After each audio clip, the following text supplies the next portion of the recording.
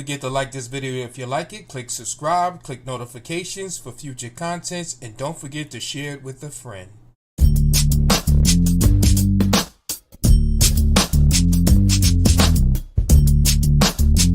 Don't forget to like this video if you like it, click subscribe, click notifications for future contents, and don't forget to share it with a friend. Shalom, shalom. Greetings, everyone. Blessings, blessings. How are we? How are we? How are we? Greetings. Welcome to Masculinity Mondays here on Digging in the Word. I am your host, Mike Allen.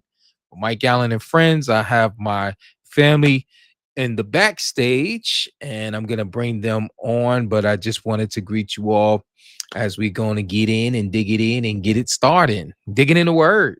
All right, so here they go. Shalom, shalom, blessings. Hello, everybody. Hi. Hi, Shalom, how's everything? Brother Michael. How's everything? Brother How's everything? Germany. Good. How are you guys doing? We have another week of Masculinity Monday, another week. Oh my God, y'all is so gracious. Yes, he The is. Father Yes, is so merciful. Yes, we made he another is. week, Brother Jeremy. Another week has passed. Yes, it has. So soon? These days be going by quick, man. Quickly, yes. Crazy. That's what happened. Crazy. And there's time. I mean, time is just so precious these days. It was always precious, but even more so now. Yes, and that's why we have to make it count. You know, we have to make the time count. Yeah, have to make it count. Especially coming into this truth. You are right, sister. It's coming into this truth, man. You want to do the work that's set here for you. And it always seems like, you wake up, now it's time to go back to sleep. Yeah, but there's so much to do. The harvest is harvest is plenty, laborers a few, right? Yes. Yes, it is. Wow. I'm so happy to see our regular brothers here. Brother Beard. Yes, Brother Beard. All that beard. Very good encouragement to always have you around. Yes. And then we have also here Brother Archie L. Yes, Shalom.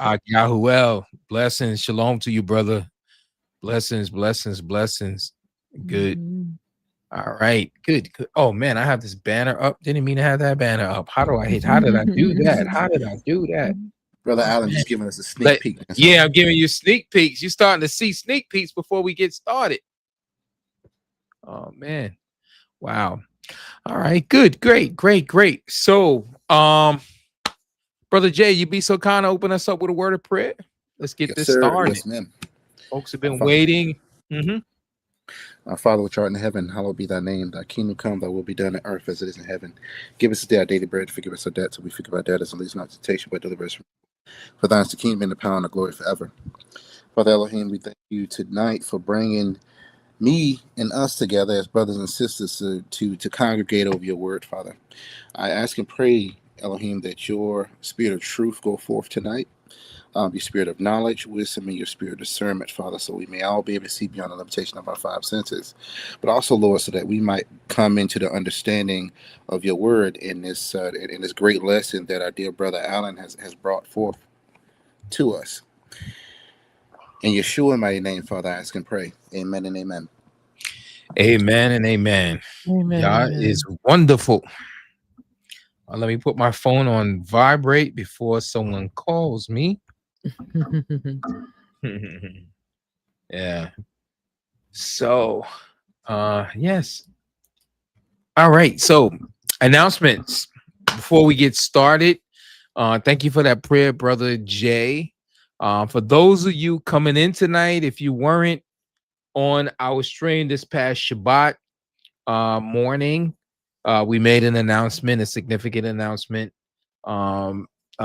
Due through the course of the past, say, several months, Sister Deborah and I have been noticing a decrease in views with the channel slowing down, and it's been increasing right over the past few weeks. And so Sister Deborah has been doing a lot of things to help each of our channels because she's a very analytical woman. So she's been looking and digging and trying to figure out what is the source, why is this happening? This wasn't happening before to this degree. What is going on? And lo and behold, she discovered that my channel has been what is called shadow banned, which means that YouTube intentionally suppresses it through the algorithm. And I had already had some copyright strikes. Some of the content that we put out there, it's quote unquote considered offensive, right? To the venue that we happen to be on, this platform called YouTube, right? And since we are in their house, there are things that they don't like and that they find offensive. And some of the videos had gotten strikes, but they just pretty much just told me that it wouldn't be and it was really more so copyright strikes that I noticed, right? And then one was when we did the worship mirrors, sex mirrors worship. I had a thumbnail up with a man and a woman laying down. You really just saw the man's head and a woman's head. That was it. They said that was, a too explicit, right? So they blacked it out and they told me that I could put a different. So I did. I took the man and the woman out. And there's some racy thumbnails that are out there, by the way, if you haven't seen them before. But it was nothing extreme about that. But that's what they did, right? And then not only that particular series has been flagged, and so that means that they're not showing it. So when you come onto my channel, you can't find the series that we did several Masculinity Monday back, about 3-4 parts on how sex mirrors, particularly polygamy sex mirrors and entails worship. And so they pulled that series down. Then come to find out there were other videos on my channel that they pulled down. And so she did an analysis and then come to find out they were pulling down some of her videos, right? Because I was like, Deborah, we collaborate. And so, if we're live and streaming together, then there's a good chance that they are affecting your channel as well. You create more content than I do in terms of videos. I know I do more live streams, but you do more videos. Sure enough, they have been doing that to her channel. Yeah, they've been flagging it. These are things that you wouldn't know, right? You wouldn't know until you notice the digging and so forth and whatnot. So on your channel, you can see all of the videos, but when someone else is watching your channel, you can see the videos. And so she did an analysis test and discovered that they had actually flagged and are not showing over 60% of my videos. And I have like close to 300 videos. You have a lot of videos. Yeah, there's a lot of videos, right? And I started YouTube. I just made 7 years this past Friday, right? I made 7 years creating content. I started the channel in August of 2018, and I uploaded my first video this past Friday 7 years ago. So a lot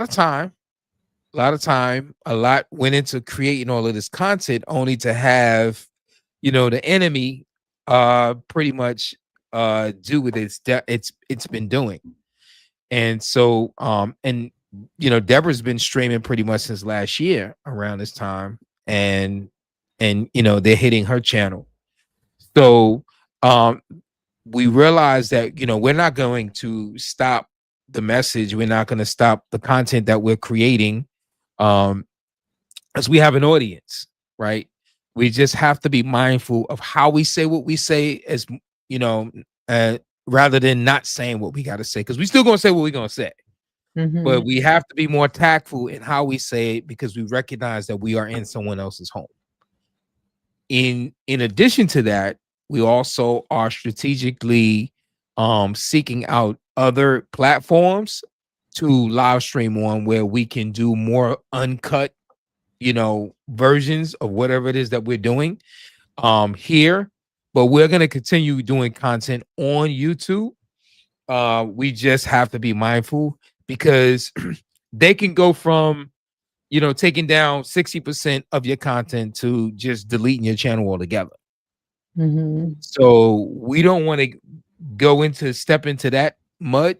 And so we just need to be wise as serpents and harmless as doves at the same time. Yeah. Sister D, you want to add anything I might have missed? No, I'm agreeing with you. And I love it that our brothers are here. So the best thing they can do is always to share, like, leave something in the chat. It helps to basically also give your email address in case you can't get notifications, because this is a random thing. When YouTube shadow bans, they call it, they don't do it so Yes. obvious.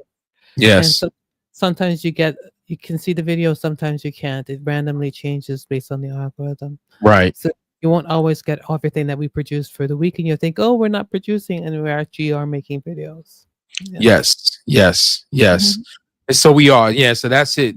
And that's the key. We will continue to, and definitely join the email list. My email is streaming. It's going to be streaming most of as well as Sister Deborah's email. Join, our email us so that we will have your email address, so that we can shoot and send you new links or whatever it is that we may be doing in terms of the video. We can't depend on YouTube to promote for us at this point in time, right?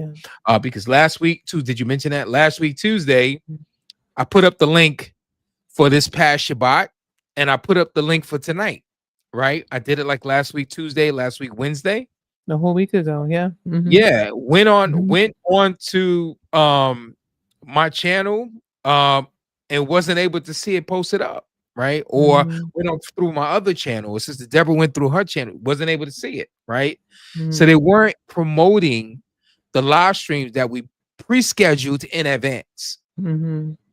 So if you guys don't know because they're not doing it, then you and that can be a random video. Like we could be putting out a random video, and if they don't give you a notification, how do you know? I remember Brother Graybeard said about a month or so ago or more that he didn't get a notification when we first came back, right? Back in July. So, so this is really what they're doing. And as we do more research and we look at other content creators about this particular issue that we're having, is happening across the board. Yeah, it is not for many topics. Yeah. Yes, many topics. And it's much larger platforms are really getting hit with, these creators are losing tens of thousands of dollars, because of this, right? So it only behooves us as creators to moving forward is just to be more creative and to take more control of our audience. So we definitely have to have a mode of communication with you guys, right? And so we encourage you, please email me, give me your email address, your contact information, and in that way we can stay in contact, and then whatever announcements or whatever it is that we have, I can message you, Sister Deborah can message you, and we can do this moving forward, right? So that we can continue spreading the word, right? That's I talk the too goal. much. No, that's the goal. That is the goal. No, you don't. It's your show. But I felt like I was talking too much. All right. Maybe I need a drink of my iced tea. All right, so here we go. Once again, we want to welcome everyone to Masculinity Mondays with Mike Allen and friends. I am Mike Allen, and this is my family here on the stage. Sister Deborah, Brother Jeremy, Sword of the Lord, or the Word of the Lord. Many, your title, brother, be mixing me up. It's okay. It's okay, man. Between one brother he looks at the show and he joins in regularly. His is Sword of the Lord's. Yours is the Word of the Sword. It's a tongue So, twister now. you know, Yeah, I yeah. can't even remember the title that we did the other day. You know how I am. Like, okay, Right. what title did we do? Ju- My memory is Just, shot, huh? just say somebody. Just say Somebody. somebody. Yeah, Because somebody. I'm part of the friends. He So you part need of to the say the friends, right? names. Right. So yeah, cool. All right, good. All right, so here we go. So tonight's topic, is she monopolizing your time? Fellas, is she monopolizing your time?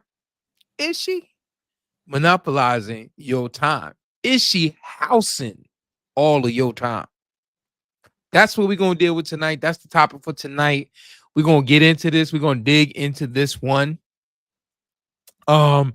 Before we get started, the question is, what does it mean to monopolize someone's time?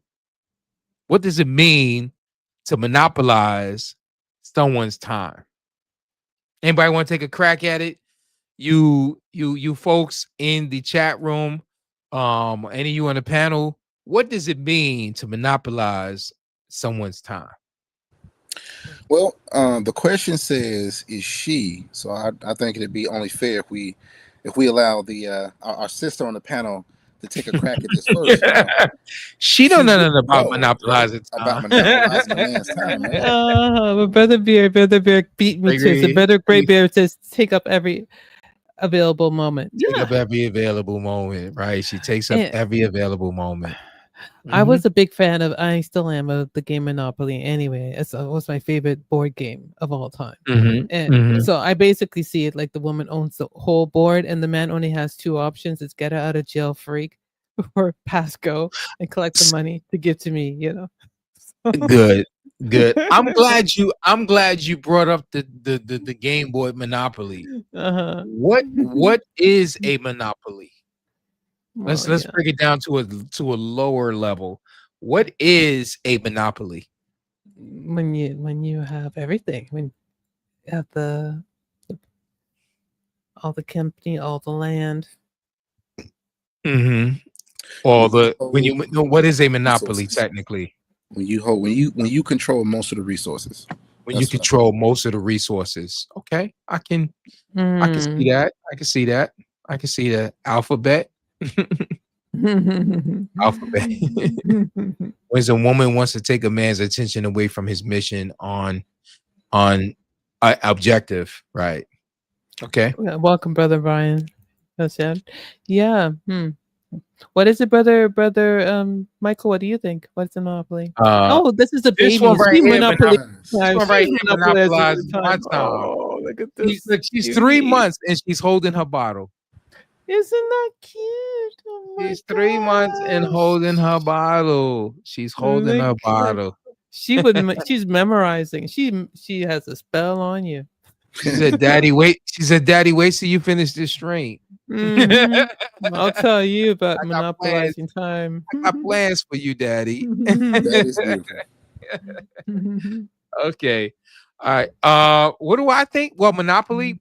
Well, a monopoly is a business term.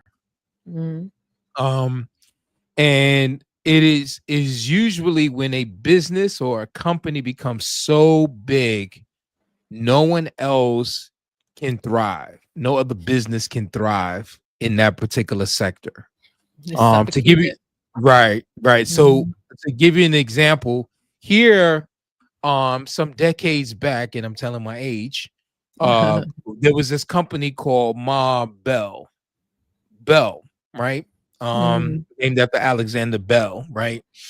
And it was the Bell Telephone Company, right?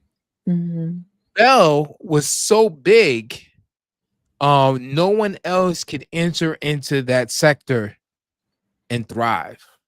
Yeah, I remember that. And so there's a law here in the United States federal constitution, right, against monopolies, because there has to be free trade. It's unfair when one company owns or controls all of the entire sector. It's one thing about controlling a large business or controlling a business, but it's another thing when your business controls the whole sector.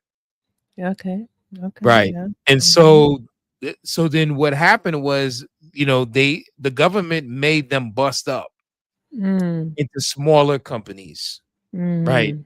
To Mhm. give other businesses opportunity to be able to come in, right?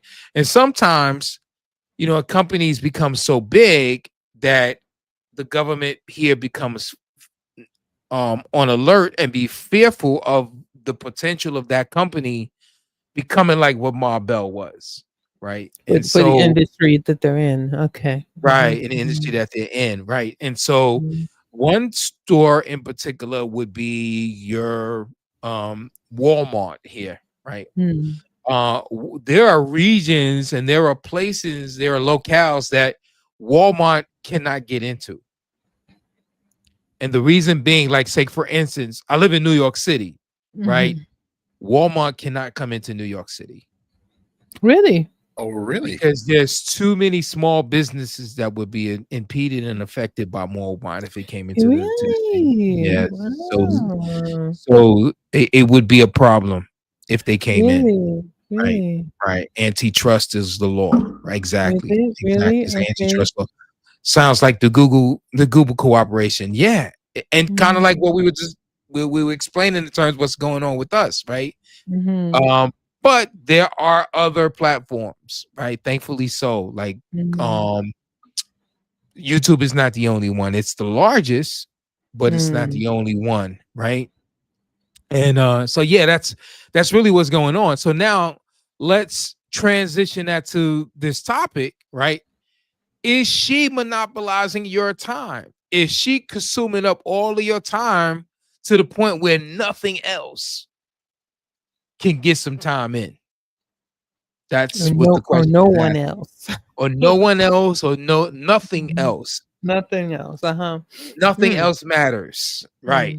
Mm. Is she monopolizing your point? Meaning, is she cornering all of your time, preventing anyone or anything else from having access of your time? Has that ever That's what happened to you, brother Jeremy? Have you ever been yeah, in that yeah, yeah, situation? yeah. Anybody have an end all be all woman? Or Oh, had yeah. one in the Yeah. past? Have you? Yeah? Yeah. I fall in it. I fall into that trap. Yeah. Mm, Um, you, you know how women can be, Sister D. When they get with a man, they like to see sometimes how far he's willing to go, and then right, Mhm. kind of want to keep him right there at that line, right, bring him right back down. It's a form of control. right, right, right. Yeah, yeah. It's definitely a form of control. Any more comments out there? Because I was gonna add another question, Sister D. No, no. Go on. Go No, that ahead. was it. Yeah, Monopoly yeah. sounds like yeah, Mm. yeah. I was gonna ask you guys. Okay, so now since we all got an idea of what the topic is and what a monopoly is, um, how does a woman gain the monopolization of a man's time? Is it like a light switch on? It was off, then on, off, then on, right? Does it work like that, or is it more like a dimmer? How does it work? Or she just shows up and just say, "Listen, we're gonna be together. This is how it's gonna be." You know, your time is my time, and my time is my time, sucker. Like, is that how she do it? Is that how she do it? At first, I think it's more like a dimmer It's more because like a dimmer. yeah, it reminds me of the song by Life Jennings, SEX. And Mm-hmm. in the song, he's talking about how that little girl has grown up now, right? There's new Right. block. They say, "Oh man, Keisha done blossom." So now you Right. got no block trying to get at her who are much older. So what they do, Mm-hmm. they start buying the gifts and stuff like that, saying, "Hey girl, you pretty," and stuff like that. So to me, it's kind of more like a dimmer when they seeing that they're getting that attention all around them just because they develop one day. Mm-hmm. And it's like a light bulb goes off. This is the way that I should be treated. So now, Okay. them little boys Okay. at school, ain't right. Right. So that's why I say it's like a dimmer. How Hmm. does she? How does she? How does she now gain a monopolization of the man, whatever man she's dealing with? She begins to learn through the mechanics of high school as she's blossomed Mm-hmm. status, and that's how she Okay. begins to start a monopoly. Because then you go to college, you find out that you are at your prime age, and Mm-hmm. 50-year-old guys will pay for that. So now she starts to figure out, hey, how can I really make this work for me? Mhm. Then, you know, she getting flued out. She's seeing this guy. How could she get a Birkin? How could she manipulate him or use how her looks or where she's Right. at, people she know, to get the Right. lifestyle she wants? Because Right. then society comes into play. Right. Okay. So she learns a set of skills, is what you're saying, right? Over time, how to tactfully go from getting no time to owning all of the time And demanding more.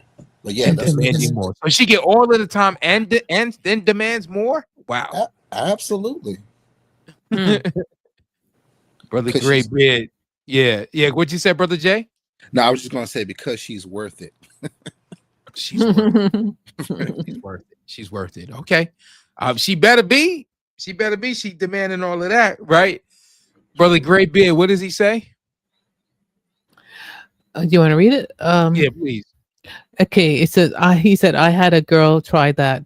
Came home Friday, heard and to hear the version of all of our plans for the weekend, and I would consider one, but next the rest. But yeah, it will never end. That list too, because once you consider one for the weekend, more, and then and then after more. we finish what we're gonna do on Friday, and then the next morning when we wake up, I was thinking that the best thing for us to do is we could start that off with, they'll be going from event to event to event. Look at the parallel between monopoly and monogamy. Yeah. Yes. Oh wow. Yeah, Yes. that's Yes. a good parallel. Yes. That's a good one, right? It's a good one, right? Yeah. Okay. Yeah. All right. Great. All right. Good. All right. So I think we got a gist of what this title actually means here. So let's go with the first You got question. one more comment. Just one more comment. Yeah. Bring it on. But the older women are much more cunning. They will show absolutely no signs of monopolizing your time at first, and in a few months, you will corner the market of your free time. Your free time. You hit the nail on the head. You hit the nail on the head. A free time.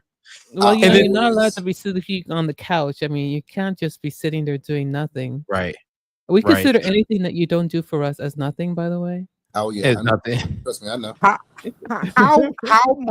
How much does expectation or the use of expectation or guilt tripping do you think she uses, or does she use guilt tripping or the expectation, right? Like, well, we did it for the last 2 Fridays, and I was thinking that we would be doing it again. Like, you mean you're not going to want to do that with me no more, right? I'm not going to have my Fridays anymore. Now it becomes her Friday, right? Or if you decide you want to do something with one of your friends, or you're going out with the fellas, or you got other, oh wow, so now I'm going to be here all alone. And you mean you're gonna go out and you're gonna be with the fellas, and I don't know what am I gonna do, so I have no plans, right? Do women do stuff like that, Sister D? Well, obviously, right? That's why you guys are here talking about it. Wasting the time talking about it. D is that fly on the wall. Right. What's the name of that book? The spook that's set in the back of the room? Yeah, I'm like that. But I really see women, we really think that anything that we don't want, if it doesn't benefit us, it's a waste of time. If a man is doing it and it doesn't directly help me, benefit me in any way, it is a waste of time, because we see that as your time as being ours for our benefit at all times. Oh, Jeremy. Oh, you just want to watch your little game. And we will say little, yes, the word little. Oh, you just going out to your little job. Yeah. Yeah, so and your little friends, right? And, everybody's little, and everything is little, right?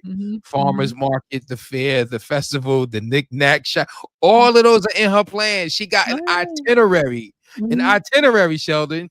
The garage to clean, the kids to watch, all kinds of stuff. All right, here we go. We understand I what it wonder means.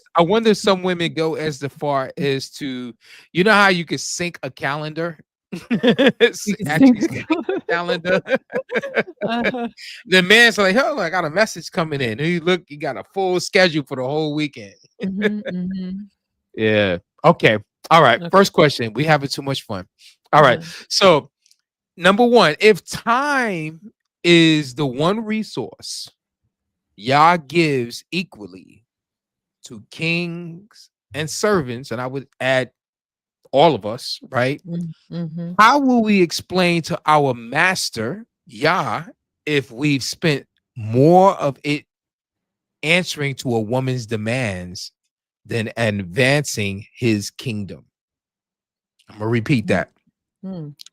If time is the one resource Yah gives equally to each of us, to kings and servants, how will we explain to him if we've spent more of it answering to a woman's demands than advancing his kingdom, rather than advancing his kingdom?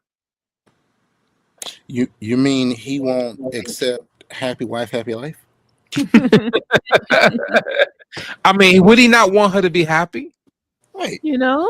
I mean, he made her for me, right? I gotta keep Right. her happy. I mean, I should bring some happiness to her life, right? You know? Ouch. The question could be a hard one. Oh yeah. And the answer could be just as hard or worse, depending on Yeah. How will we explain to him if we spent more time of the time that he's given us, right, to her than doing the thing that he gave us to do? Hello, sync the calendar. Don't give her any ideas, brother Mike. You're Make gonna sure she explain doesn't to see her. the stream. Make sure she doesn't see the fella's announcement. Make sure your woman doesn't see. Wouldn't he answer like Adam does? It's the wife that you gave me, right? It's the wife that you gave me. Oh wow. Oh, Wow, Sister D. A Mhm. man wouldn't say nothing like that. Mm. Only the first man, right? He was a smart man.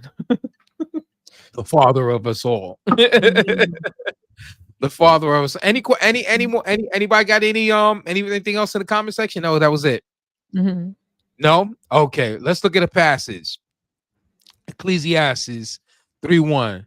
To everything there is a season and a time for every purpose under the heaven. Now, how does that relate to tonight's topic? Is she monopolizing your time? To everything there is a season and a time to every purpose under the heavens. Mm. How does that relate to tonight's topic, guys? How does that relate? To everything there is a season. Is she part of the everything? she could be. I mean, She could be. she could be, but there's a time Mhm. for her, but she shouldn't be monopolizing that time. Us as men, Okay. we should be good stewards of our time, but just as Brother Pete says, yeah, you gotta make time for her. Get her flowers, take her out on Mhm. date. You have to Be make time, nice. but Be it nice. shouldn't be a monopoly where she's taking up most of your time, and you don't have time to pray. You don't have time to fast. You don't have time to seek the Lord. It is so interesting because I spoke to my wife before we started the stream, and the very thing that she said to me was, "Oh, I found a movie for us to watch tomorrow." It's like, oh, So your time is being monopolized as we speak, and I'm doing this show. right? Talk Mhm. about practicing what you don't preach, right? Or not practicing what you preach, right? Well, you getting hit on both fronts. You got your daughter you got your daughter monopolizing, and you got your Yeah, wife right. monopolizing. Okay. Happiness is not a prerequisite to obedience. Facts. Thank you. And I had to tell somebody that this weekend. They think that our Right. feelings equal being in servitude to the Father. Our Mm. Right. feelings take no place in there when it comes to Right. a commandment and what we have to do. Our Mm, feelings mm. second. Right.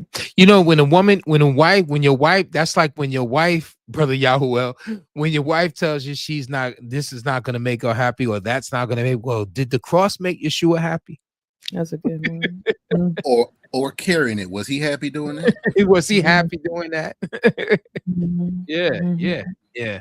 All right, good. So the next passage in there is, so then, Romans 14:12. So then, every one of us shall give account of himself to Yah. And that's one thing that we got to remember as men. And it's kind of like was resounding in what we've been talking about so far, particularly in this question, like this first question that we threw out there in question number 1.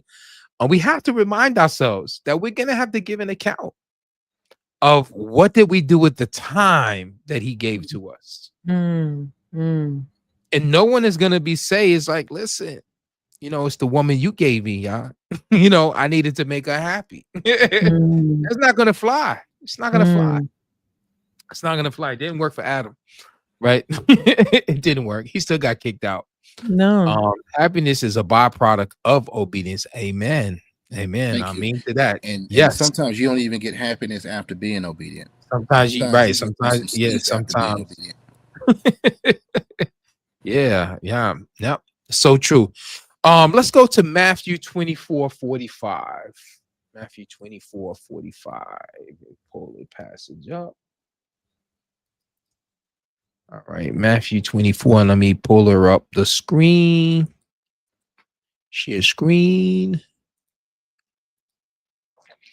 All right, Matthew 24:45. 24:45. All right, so this is an example of what it's going to be like in reference to when he comes back, in terms of what he expects of us with our time. Brother Jay, could you read from verse 45? Yes, sir. Okay. Who then is the faithful and prudent slave whom his master put in charge of his household to give them their food at the proper time? Blessed is that slave whom his master finds so doing when he comes. Truly I say to you that he will put him in charge of all his possessions. But if that evil slave says in his heart, my master is not coming for a long time, and begins to beat his fellow slave, and eat and drink with drunkards, the master of that slave will come on a day when he does not expect him, and at an hour which he does not know, and will cut him in pieces and assign him a place with the hypocrites. In that place there will be weeping and gnashing of teeth. Oh, okay. I see what's going on. So, how does this parable that Yeshua uses in reference to his return, his coming back, being the master, and whatever it is that he has given to each and every one of us, right? How does this relate to what we're talking about here, fellas? Like, what do you get out of it? What is the gist of what he's saying here in reference to our topic tonight? Us as servants unto the Master Yeshua, have to do what he's told of us, and it doesn't mean allowing her to monopolize our time. Doesn't allow her to monopolize. Stay ready for his return. Right. Certain things that he's going to have us do, while we wait. So, is there other things that he has told us to do aside from what we do with her? So, in other words, there are duties that a husband has towards his woman, right? That's mandated by the Most High, right? Okay. Are there other duties that a man has? What other duties are there, if there is, right, that a man has other than his woman? Well, he's got to take care of his land. He's got to take care of the things that are in his possession. Most people have a house, so you got to take care of that. I mean, got to take care of the house than just a woman washing dishes and vacuuming the floor. You right. Gotta make sure the pipes are good. You got to make sure the sink is working, the stove is working. If that needs to be fixed, you got to make sure she has reliable transportation. She got to have money to go to the store if that's if that's their thing. If they have land, he got to make sure he takes care of land, especially if they're growing fruit. You need to pull weeds. You got to take care of that. You got manure. Yeah. You got livestock. See, it just kind of grows. And when you look at a man, you think back to his work environment. How how is he moving through his work environment to be able to not only grow his finances, which in turn expand his household, but that he doesn't get fired. So he's got to manage his relationships there, and at the work, Mhm. right? Or if he goes and goes to the if he buys lottery tickets, you don't want to go around and upset the people at the places that you go everywhere. You got to be able to maintain those relationships. And just Brother Graybeard said, hobbies. Man's got to have hobbies. He's got to blow He's off got to steam. have hobby. Get play some video games. So making a living, conduct his mission, conduct himself according to Torah, do your part in the Great Commission. And that's another example. Keeping Torah. You got the feast days you got to prepare for. Yes. And then you have your daily routine of living according to the word. Can I interject here, brother? If you read verse 48 again, Brother Michael, go up one verse. All right. But if that evil slave says in his heart, my master is not coming for a long time. Oh, that's a good observation, Sister D. In what way, Sister D, can a man say in his heart, my master is not coming for a long time, as it relates to the time he's devoting to his woman? He thinks he has time to waste. He thinks that he has, no schedule. He's not on his schedule. It's kind of like the end. He's taking it so lightly. Eating and drinking with drunkards means that, you're laissez-faire, whatever. You're not taking it as seriously. Your time. How about that old adage? Honey, we don't need money. We don't need funds. We don't need work. All we need is love. All you need is love. But don't we all have that? Like, I'm a little bit older, in my 50s, but don't we have that wasted time in youth? Like the years just went by and you don't know where it just poofed and you just wasted it, It's something there. And then the other one I like is that the master gave him the order to feed the servants at the right time, right? He gave them at the right time. So there's a time to feed the sheep. There's also time to do other things, right? But there's time to feed the people. At the proper time. There's a proper time breakfast, lunch, or dinner. Right. So this parable is time sensitive. There's time constraints here. Right. And notice that he begins to beat his fellow slaves and eat and drink with drunkards. In other words, he did different things other than what he was supposed to do in the allotted time. In the allotted time. So there was a lot of time for him to do all of the household things that the master put him in charge of doing. So it just lets us know that it's not just one thing that a man is given, like Brother Jeremy pointed out. There's not just one thing that a man is, or Brother Graybeard pointed out. A man has a number of things to do with his life, right? Even a poor man, right, has a number of things that he has to do, right, with his life, right? Yeah. Amen. Brother, could you read this one here? Yes. But read that, please. Find us to think and understand ourselves as a priesthood, not kinghood. Think of yourself to serve rather than focus on being served. Somebody else said that. Who said that? Yeshua. Aha. How did he phrase it? And that's what I always think about. The Son of Man has come not to be served, but to serve. And I always think of that. That's the mentality you need. And exactly. And so notice what, in the parable, Yeshua calls him an evil slave because he says in his heart, right? My master is not yours. So in other words, he's an evil slave because he's not thinking of serving first. Being self-serving, right? See what he's doing? He begins to beat his fellow slaves and eat and drink with drunkards, right? He becomes self-serving. He's partying, right? He's I was just saying looking for downtime, right? And he's mistreating, right? That's the other thing too. Like if you're mistreating what Yah has given to you, in this case, it was the fellow servants, so fellow slaves. You're Mhm. mistreating those he put in your care. You're mistreating what Yah has put in your care. Just to be Right? It's stewards another of. waste Yes, of time. It's yes, another yes, waste of time. Right. yes, yes. Brother Sheldon Williams says subconsciously she knows that if she monopolizes your time and your finance, it lowers your chances of you finding another lady. Oh, he's looking deeper into the polygyny aspect of the versus the prescriptive monogamy aspect of this, right?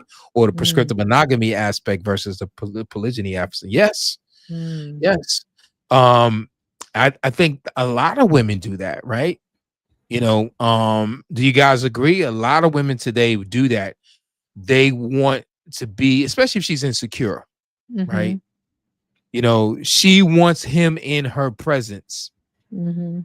right? Because she knows, you know, when he's not in her presence, right? You know, there's a good chance, right? The girl next door, right? But What we are you have gonna say? sneaky ways. We have sneaky ways of occupying your time also by creating drama and stress on purpose to make it Mhm. so difficult that you will not even want to have another woman because you can barely handle me. Right, Right. right, So right, I'll make right. your life a Exactly. lot of arguments and tedious pettiness to keep you occupied, even if it's a negative way to Right. keep you Or it could occupied. become the excuse for why you shouldn't have another woman. Yes, because Right. you can't handle even the one I, Like, you listen, know. all of the stuff that we do and all of the needs and we have, and we got to do this, we got to do this. We're How will too you ever busy, even have time for another woman? you know, Huh, because you can Jeremy? you can hardly bear me, right? I'll keep you so busy that you will not think that you can have time for another one, right? Yeah, yeah, yeah, Mhm. yeah, yeah, yeah. I've heard women say it. I've heard them Well, say it. Yeah. listen. All right. So well, we are up to number 2. Okay. Let me pull this out. When Paul says the husband is the head of the wife, right? What does it reveal about a man's headship if he allows one woman to control his schedule and priorities? So when a man allows a woman to monopolize his time, what does that say about it? Or what does that reveal about his headship?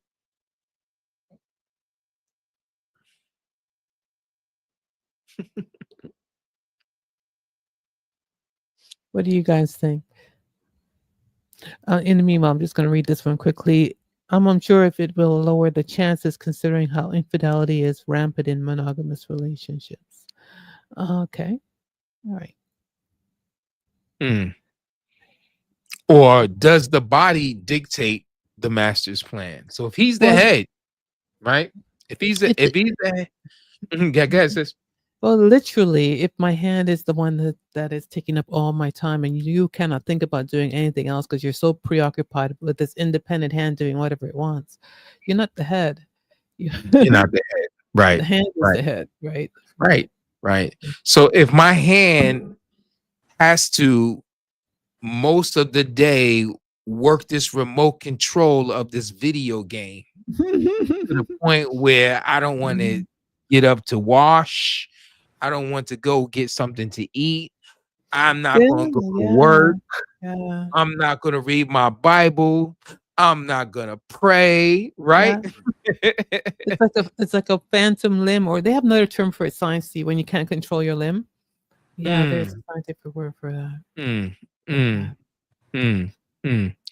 What do you guys think about that? What do you think about that? So if um Paul says the husband is the head of the wife, what does it reveal about a man's headship if she's monopolizing his time? Well, it reveals that he's out of order. If he's It the head, reveals that he's out of order. like Right.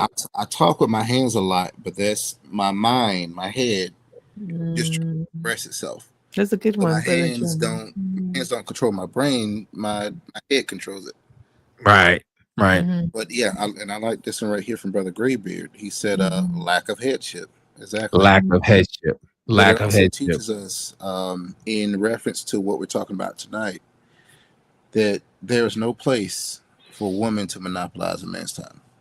Mm, And if she is, then you need to reprioritize your time. right. So I think so far, is it safe to say that based on what we've said so far, that when a woman is monopolizing a man's time, he's in disobedience to his master? Yes, he over there beating the servants and drinking with the drunkards. He's obedient. So he's in disobedience to Yah.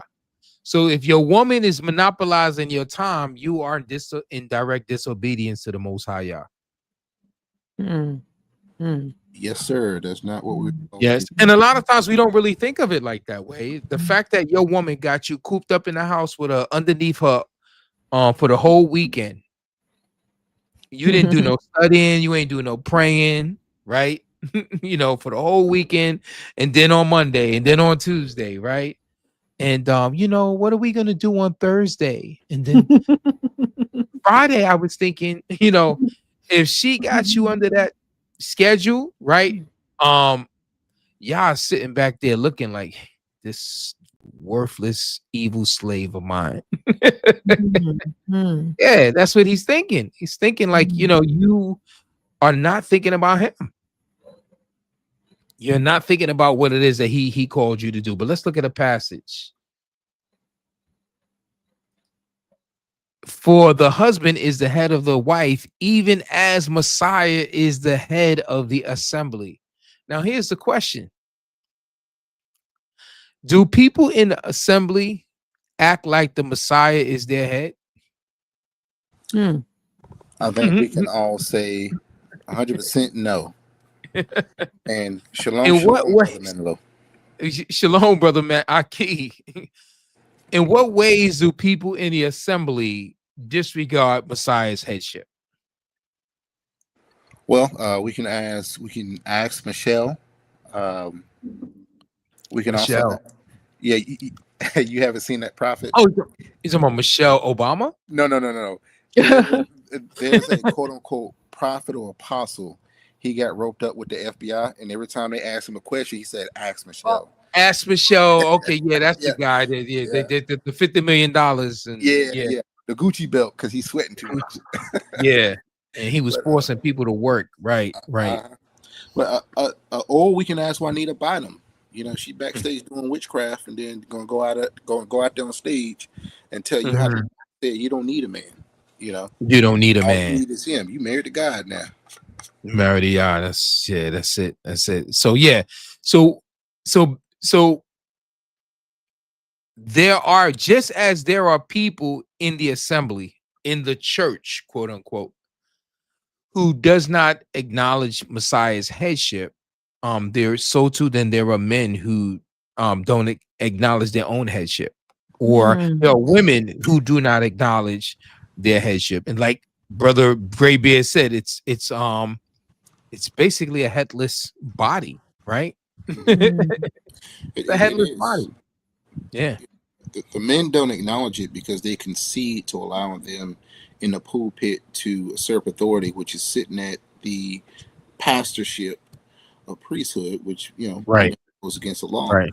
So they secede to that, and then the women will step right in because they'll just keep appointing each other to all these other positions, and eventually push the men out that position, out of all those positions. Out of all of the positions, and then it'll just be a female-led circus.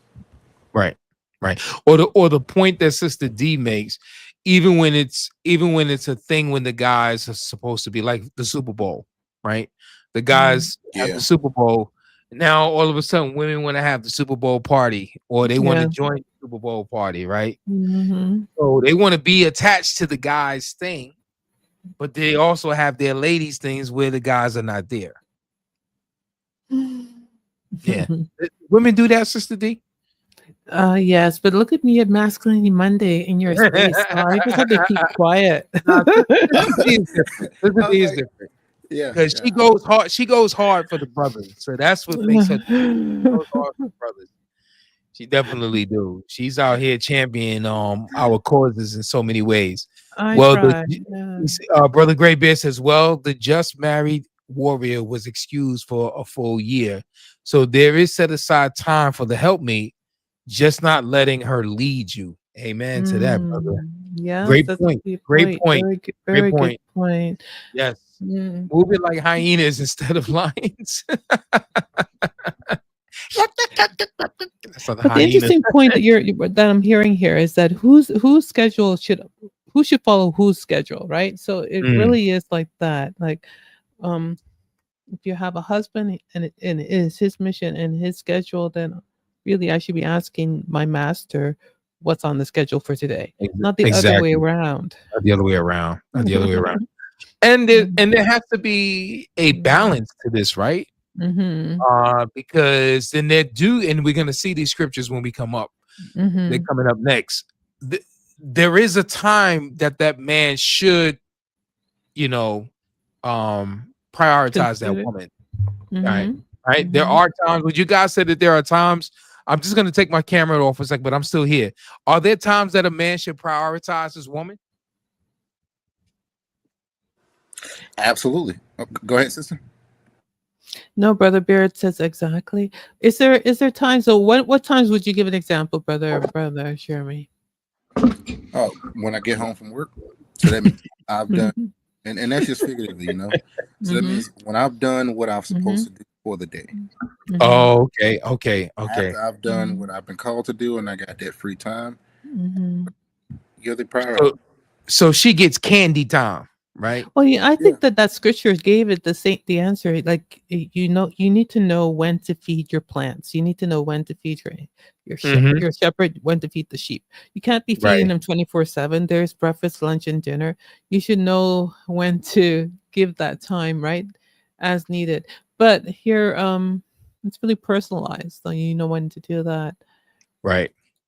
Right. And then there's a psalm or proverb that says, know the condition of your flock, right? Yeah. So you gotta be able to balance that out Mm. with knowing the time that you know is needed, because sometimes schedules can be rigid. So something like, for instance, there's been Masculinity Mondays Yeah. where as soon as we hit live, I had to leave, right? Because my son got sick, right? So this, you got to be able to balance that time. Like, there's going to be times where you're going to have to break the schedule.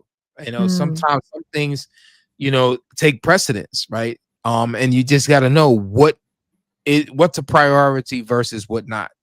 What to So prioritize yes. versus not. So the Right? man should be such the discernment of his flock and of his house that he knows which time to do that, right? To Right. give to each one. Exactly. But Brother Sheldon asked here, I heard a woman speaker at youth conference this weekend advising youth that God made men and women to lead together. Guess you're talking about equally? Lead Right. together? To lead together, right? Meaning like in the garden, right? I mean, yeah, that's an argument. Um, That's the argument that's mm, often used. I Even if mm, yeah, go ahead, Brother Jay. I was just gonna say I don't understand how they got that from what happened in the garden. Before Eve came on the scene, Adam had done, Adam was walking with God and he had did all the work. Right. And here's the question. When mm, the scripture says that Adam named her, right? mhm. Work. Where was she when he named her? What did what Uh, where did she partake in naming herself? Exactly. mm, Or Right? naming the animals. Yes, or naming What's the good to animals. eat. Right. Naming the animals. And yeah, and how did she learn the law? Exactly. Who taught her the law? And who taught her the law? Had to Right. be Adam. Right. And after the fall, what did Yah say?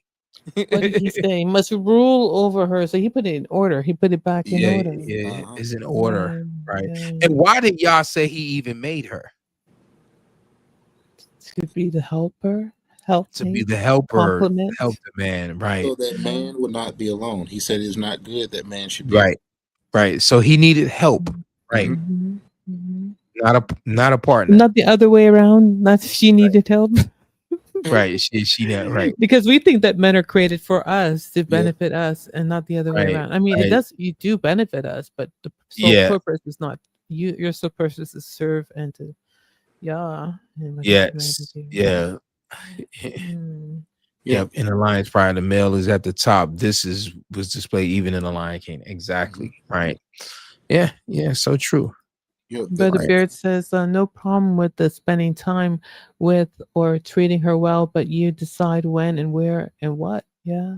Right. right? Yeah. And this is what Solomon says: know well the condition of your flock and pay attention to your herds. So you have a duty for whatever it is that Yah has given to you, right? Is to know the condition of it and pay attention to it, right? Dwell with your woman according to knowledge, right? Right. You know, that's more than having understanding of her emotions. You need to understand, right? More than her emotions, you have to understand what she needs. And here's the question: does she need all of your time? Is that even beneficial to her? No. She will get tired of you.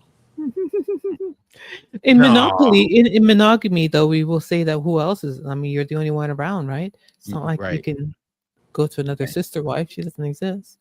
She doesn't. I will demand you. Yeah, she in prescriptive monogamy, the wife is the voice crying in the wilderness.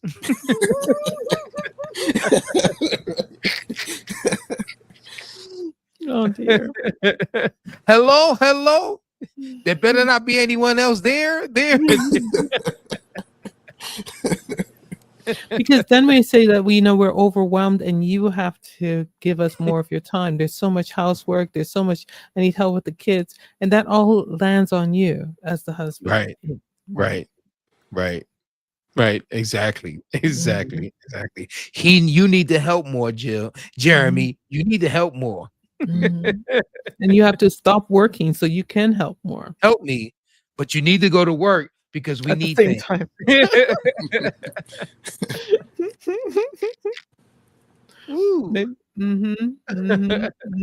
All right. So we're going to contrast this with Genesis 21:8. So let us first with the first one, Genesis 3:17. This is what Yah says to Adam: because thou hast hearkened unto the voice of thy wife, cursed is the ground for thy sake. So why did Yah curse the ground for Adam's sake?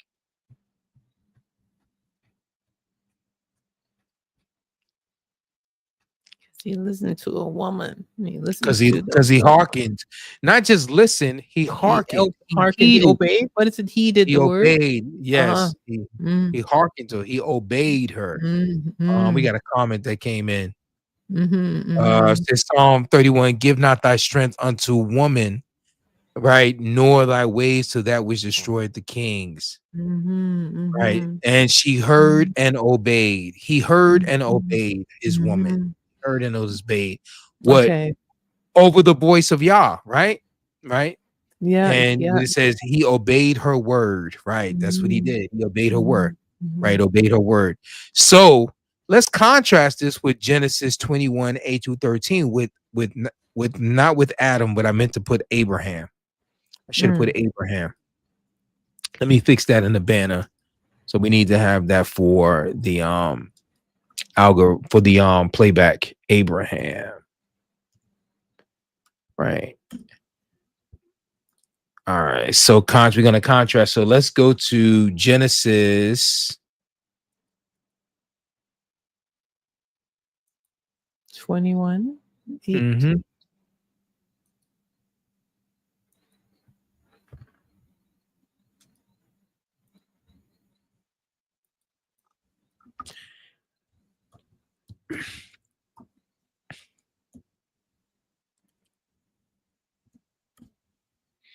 All right. So now this is when Isaac was after he was born.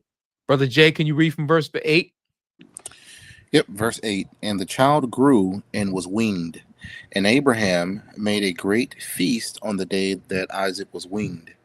And Sarah saw the son of Hagar the Egyptian, whom she bore to Abraham, laughing in jest. Therefore she said to Abraham, drive out this maidservant and her son. The son of this maidservant shall not be an heir with my son, with Isaac. And the matter distressed Abraham greatly because of his son. So Elohim said to Abraham, do not be distressed because of the boy and your maidservant. Whatever Sarah tells you, listen to her voice, for through Isaac your seed shall be named.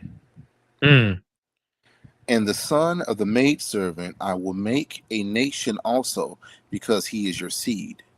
All right, so we can stop right there. So, in the case of Adam, Yah cursed the ground because Adam heeded to the voice of his woman. Mhm. Here, in the case of Abraham, Yah is telling Adam to heed to the voice of his woman. What's the difference between the two? One hearken unto the voice of his wife, and the other one must hearken unto the voice of Elohim. Right. But Yah rebuked Adam because he heeded to the voice of his wife. Right. Yah is telling Abraham to heed to the voice of his wife. What's the difference between the two?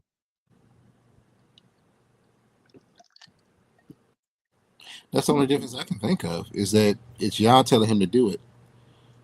Is Yah telling him to do it? Okay. Because Adam and Eve were in the garden. But why was Yah? That's the contrast. Why is Yah rebuking one for doing it, and then why is Yah telling one to do it? Abraham obeyed God by obeying Sarah. Well, I wouldn't say obeying Sarah. I mean, it's what God wanted, because we know ultimately what happened. When Hagar fled with Ishmael, what did the angel of the Lord come to her and say? So I would say he told her to do that because it was something that Hagar needed to experience by that encounter with the Lord, by saying you need to go back as her slave or maidservant. You need to go and be obedient. But in terms of Abraham's walk with Yah, and what we talked about earlier, he's going to have to give an account for what he has done in terms of managing all that Yah has given to him. Right.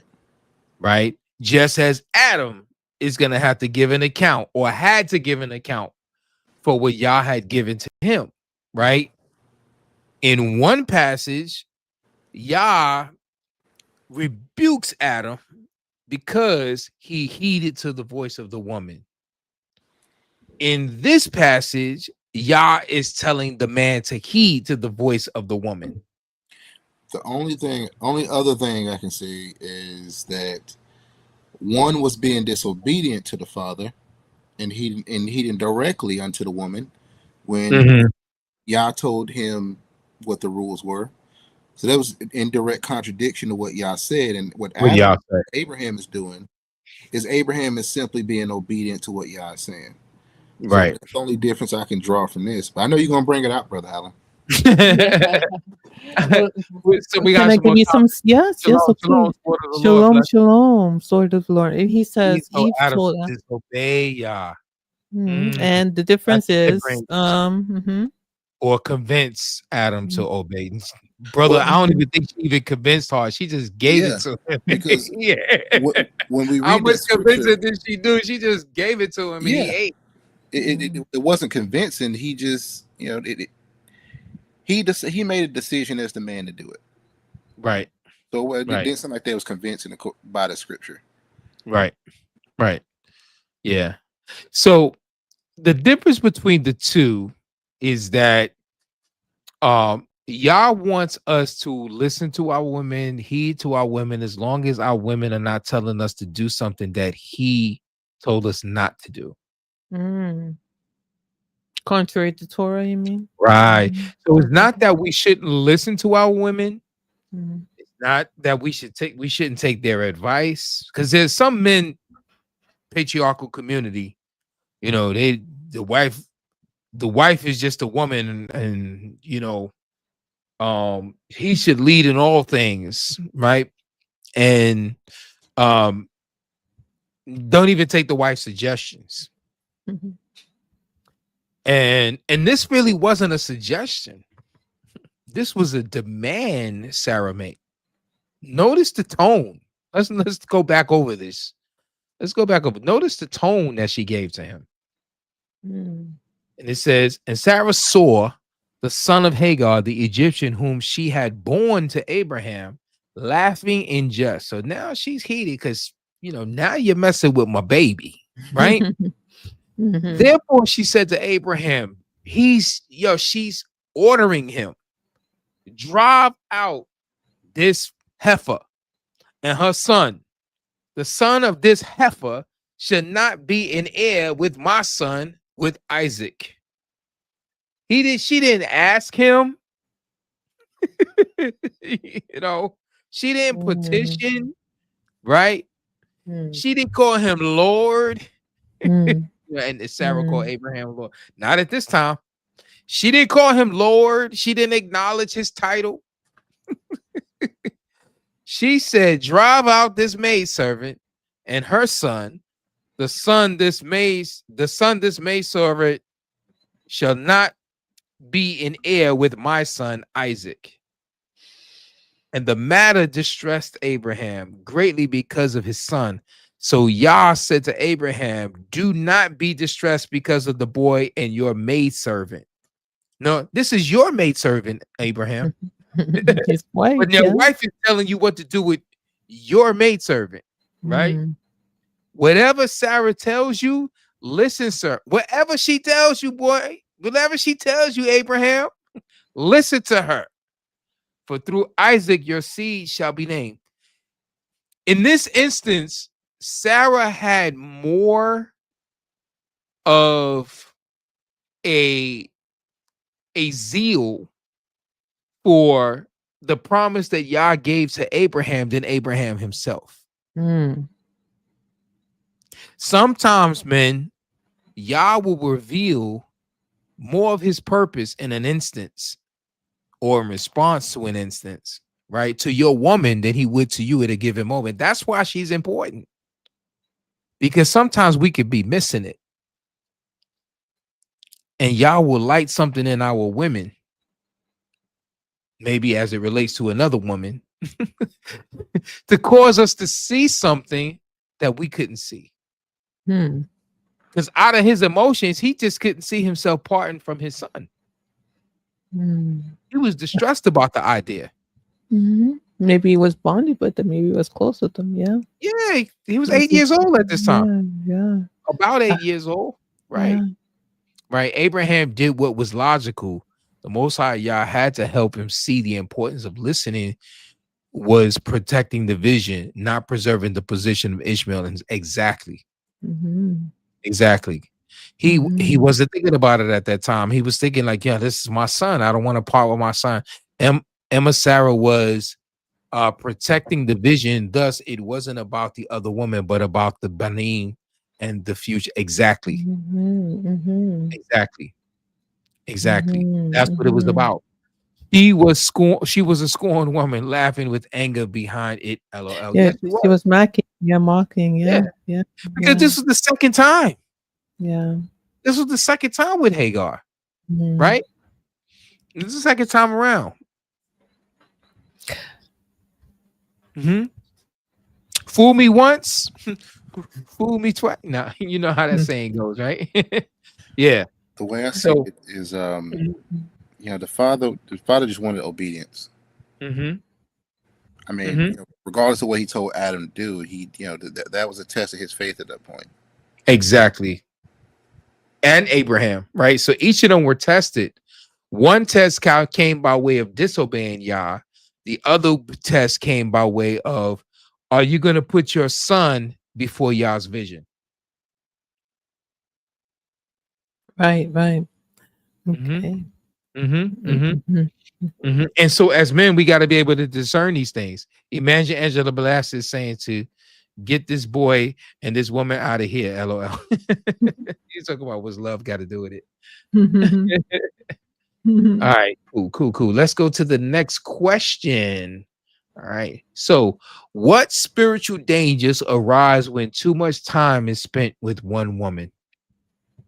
What spiritual dangers arises or can arise when a man spends too much time with one woman? One woman. Right? Talk to me, guys. Talk to me. I'm here. Talk to me. Is it dangerous? Is it really dangerous to spend too much time with one woman?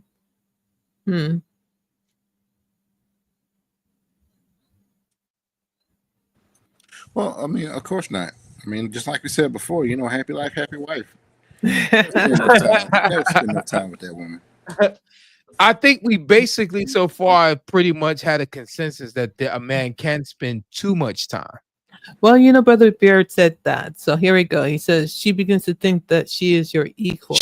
That's definitely something that can happen. So you spend too much time with her, she begins to think like, you're her peer, right? I think that something about Eve being the only woman at the time in the garden gave her this kind of monopoly over Adam as well. Yeah, the boldness to do something that she probably wouldn't do. She didn't have. She certainly showed us scripturally why a woman shouldn't be the only one. Instead of her indicate, because she brought the whole world into sin. When a woman is the only one, she gonna bring the whole world into sin. Yeah. Would the men tend to forget who his master is? Like sometimes I think if you're hyper focused on one thing, you forget that you have somebody above you. Yeah, I mean, would Adam had made the same mistake if there was another woman? I wonder. Or would he have been more likely or less likely to have made the same mistake if there was another woman? Inquiring, you don't think so? Well, yeah, because he would have said, "Oh, well, she being disobedient. I got one over here that's in line. It ain't even. I didn't eat. She out her mind." Right. Do you think that he operated on fear then of losing her? That's why he complied. Like, well, where's she going? Well, I mean, yeah. I mean, when I sit down and think about it, and this is no slander to the father Adam. When I sit down and think about it and read the word, it's like, why would you hearken unto her? What else would put a man would have a man make that decision? Except for maybe fear of loss, because before she came in, he walked with God, so that means that he was in complete submission and obedience to him. Yeah, he knew him. Yeah, came in. Yeah. What about the closeness? What about the close bond that he had with her? Because sometimes it can be in the close bond, you don't want to disappoint that person. And that is again, let me put that as a question. Is there a temptation that a man, and I realize I don't have my camera on. Is there a temptation for a man that exists that will provoke him to not want to disappoint his woman because of his fondness towards her? Right? I mean, think about it. It wasn't his woman, but it was his stepdaughter, right? King Herod said to her, if you whatever it is that you just name it, whatever it is that you want, and I'll give it to you. Yeah, he was so fond of her. Yes. He was so fond of her. So can a man be so fond of his woman to the point that, all she got to do is demand or ask of it, and he'll just give it to her? Are there men that are like that? Yeah, for sure. Well, yeah, Brother Beard says yes. It has happened. Yeah. Yeah. When you spend too much time with her, the man can be apathetic. Exactly. Exactly. Yeah. Right on the nose. That goes to another part B. 3B. How does scripture warn us against spending too much time with a woman, as well as how it teaches us to avoid doing so? Can you think of some scriptures that warns us about spending too much time with a woman, as well as how it teaches us to avoid doing so? Well, these are not scriptures, but the brother has some proverbs. Complacency. Yahuwah says complacency, also familiarity brings contempt. He's referencing a passage. And absence makes the heart grow fonder in his sense. Yes. Yes. We have is that a scripture? Complacency makes the familiarity brings content. Is that a scripture, or is that a saying that we have? Is that a saying or a passage or a proverb? Well, is that a proverb that is a passage? Anybody can think of one? Anybody can think of one? 21:19. I noticed that all of the passages didn't come up here, so I'm gonna need to. Okay, here, let's look at this passage right here. Proverbs 25:17. Withdraw thy foot from thy neighbor's house, lest he be weary of thee and so hate thee. Withdraw thy foot from thy neighbor's house. So remove your foot from your neighbor's house, right? Let's look at that in different translations. There's got to be some other translations that word that in a way that stands out to us. Okay, let me present. So that's Proverbs 25:17. Okay.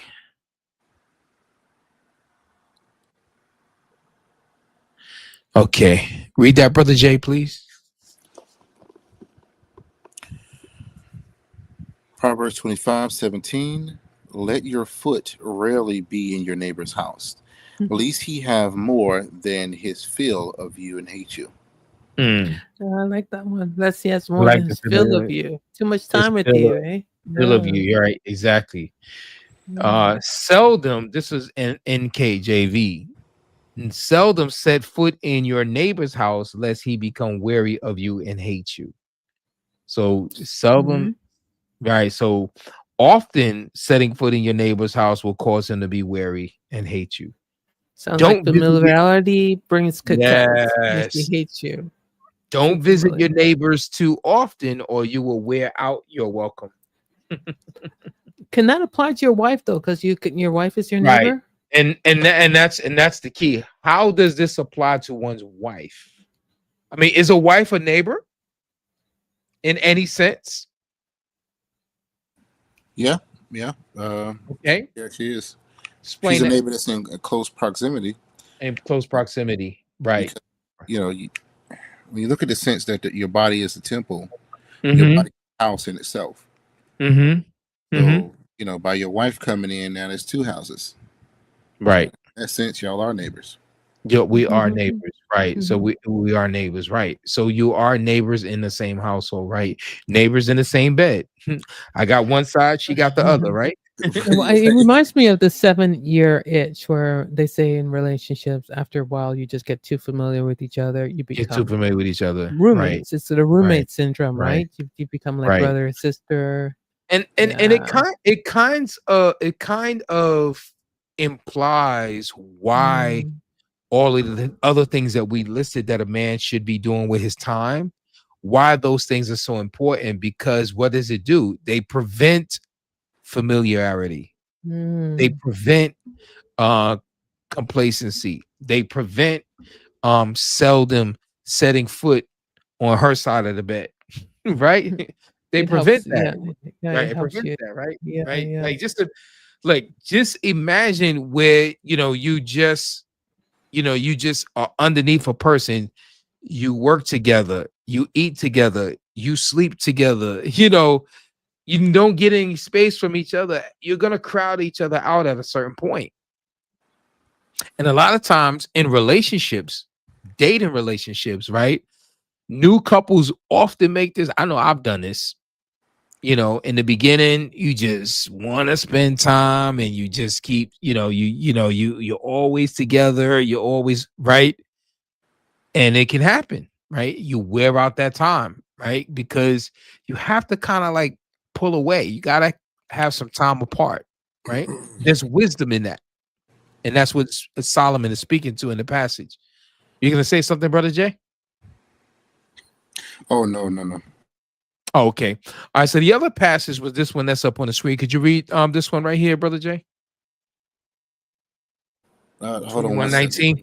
Sister D, can you take this one for me? It is, it's better to live in a desert land than with a contentious and vexing woman. And this is another thing too. Like, you can have a wife that's a contentious wife, you don't want to have too much familiar time with her.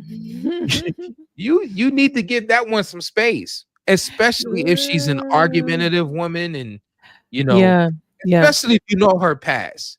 If But you that's know that interesting. she Yeah, comes from a home where there was she's easily triggered, yeah. and that's a weakness, right? Yeah, You yeah. got to give us some space. I find it that we like to use that trick of holding on to a man through arguments, like keeping the arguments going nonstop, and men keep on coming back and engaging in it, and it can be time consuming. You can spend months of years of your life trying to communicate Right. with a woman who will never want to understand you, but it will keep the argument going. Keep the Or argument going. Right. know, We the did a contention stream. going. We did a stream last year Mm. and I think we did another one this year on it as well, in terms of how there are women who get bored with peace. That's my first episode with you. Right. We did that last year. Yeah. Yes, Yeah. you get bored with peace. Right. So Yeah. they come from a past whereby, right, it was chaotic. There was always arguments. There was always friction. Come Yeah. from a family where people just always were in contention with each other, right? And so Yeah. now she comes into your dwelling, and it's peaceful, it's calm. You got some worship music going on, right? Nobody's getting stabbed over in the back room. None of that, right? Nobody's Yeah. pulling out guns, right? Yeah. It's Yeah. peaceful. Yeah. And she gets bored with it. Or she she's creates had arguments. traumatic Yeah. relationships in the past, Yeah. Yeah. right? So she's had these relationships with, she used to fight with Tim. Raheem used to throw her down the stairs. Billy used to bust her lip, So, so she's had these, violent relationships, right? So now she's in this relationship with you, and you won't punch her. And she's waiting for you to punch her, right? Brother Michael, we're censoring it. But I'm just saying, like, it happens. It does happen. It happens. And, Like, and look what it's the real. Proverbs says. It's better not even to live in that situation. Why do With a we put up with contentious that? woman, Why do right? you all put And up? that's the whole point. It's Yeah. it's a psyche of violence, right? It's a psyche of contention, right? Mhm. You have to limit yourself around that. You have to give it space, You have to give it space. Yeah. right? So you Right. cannot spend all your time trying to navigate that all the time. This is the brother who comments here.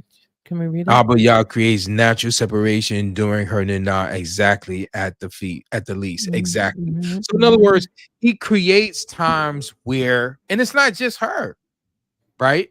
It's also when there has been a discharge of semen, right? We did that in the previous streams, right? Yeah. You need to separate yourself, right? You need to separate yourself, right? And so you have to quarantine. Like, there's those set times for quarantine, right? She just lost her mother. She touched the dead body, right? She has to quarantine. She just gave birth to a baby, right? A boy, 30, 40 days, a girl, double that, right? So she needs to quarantine, right? These things are supposed to be going on. This is what's supposed to be happening. Yeah, right? for sure. I was that way with my wife. I wanted to be with her all the time. Now look for alone time. You looking for it? You're searching for it. You searching all over the house with the magnifying glass. Is any free time over here? Ecclesiastes 42:12. All right, let's pull that up. Sirach. All right, 42:12.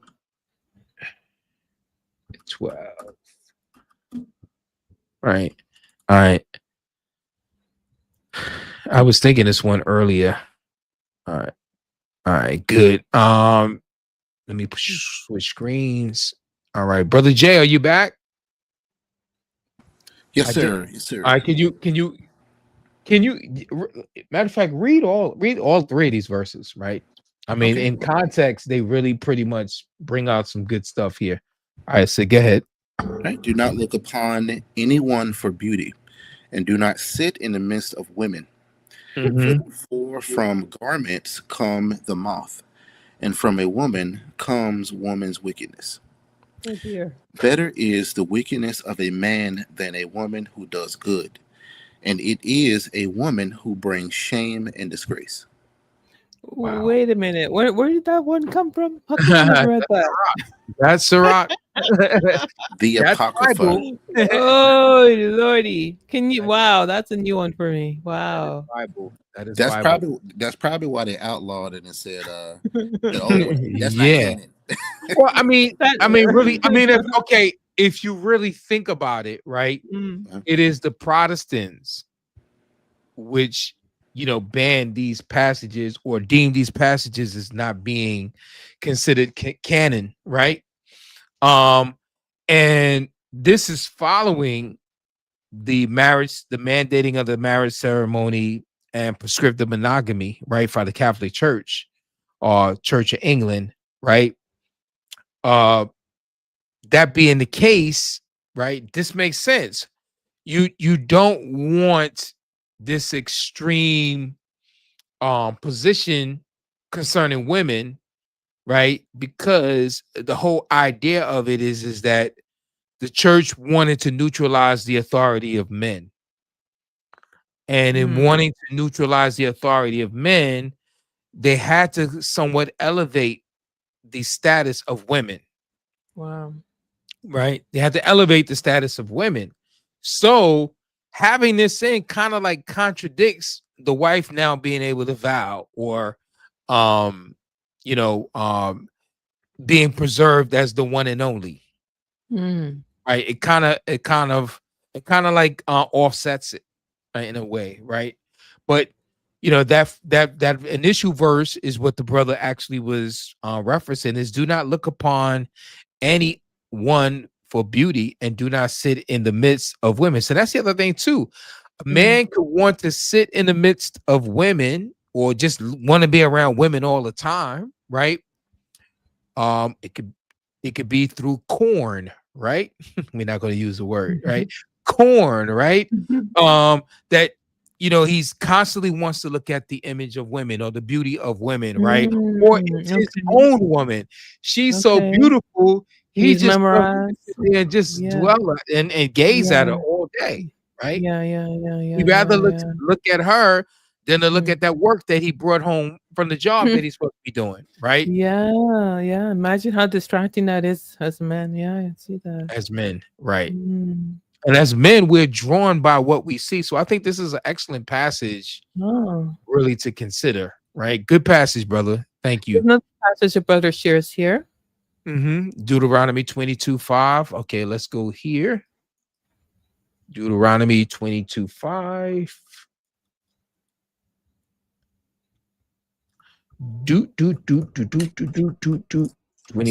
to the scripture here, all these women on the internet dressing like men for quote unquote lives is an abomination.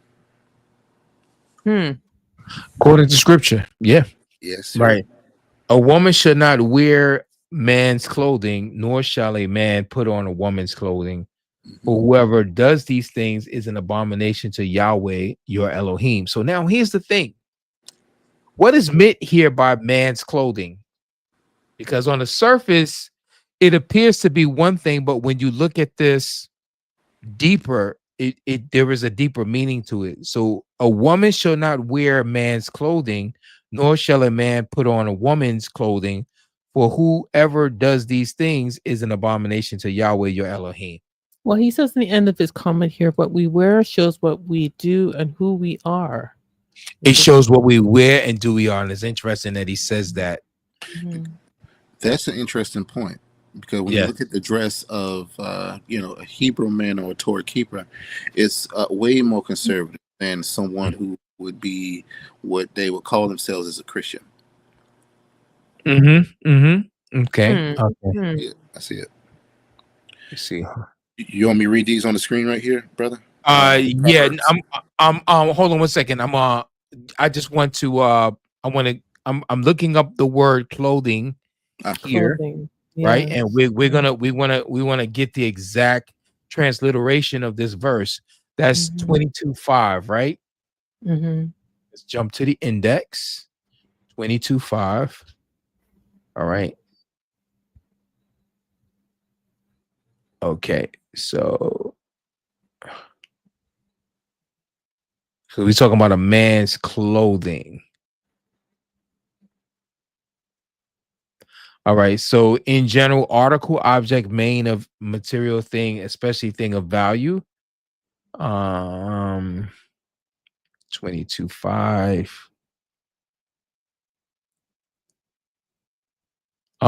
Below specifically of garments, one's things, right? But there's another meaning here.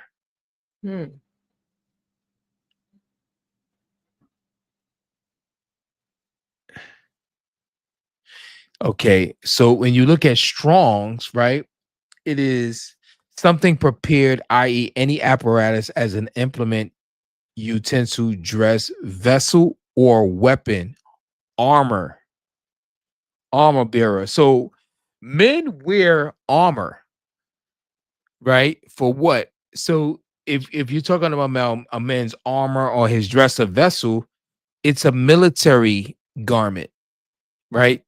So what what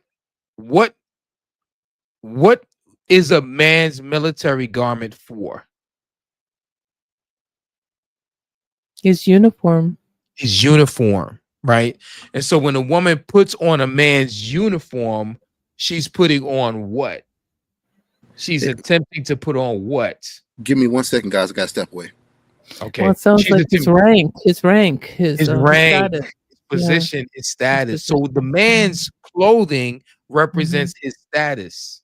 It represents his status, right? And so a deeper look into this item of clothing that the man's wear is she wants to represent his status. So when a woman dawns on the attire of a man, she wants to dawn on the status, the position, the ranking, right, of a man, the uniform of a man, right? When a woman puts on a clergy collar, right, that was designed for a male leader in the assembly, right? Yeah.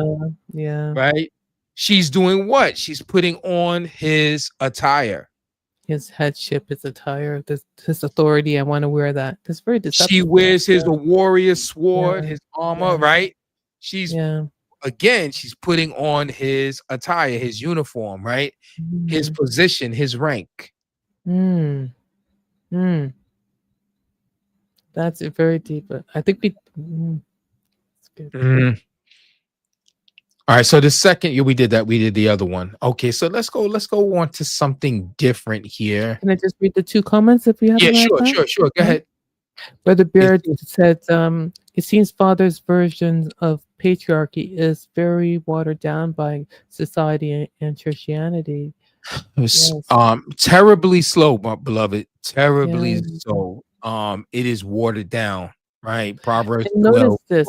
He breaks it down really nicely. I like the way he wrote it here. A virtuous woman is the crown and the arrow to her husband, with the arrow, but she that maketh ashamed is as rottenness is to his bone, in his bone.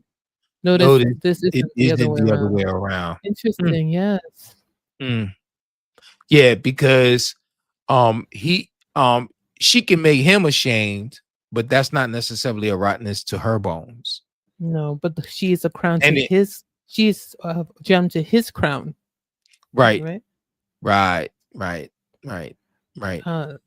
crown, like the crown is on his head, not on her head. It's on his head. It's on her head. Exactly. He wears the crown. It's his attire, right? It's the man's uniform, right? His garment, right? It's there's a consistency. It can lead to temptation, bad decisions on account of the woman like Samson. Interesting, you said that because that's the next question. Okay, here we go. Yeah. How does Samson's downfall illustrate the principle that a man shouldn't allow intimacy to monopolize his focus?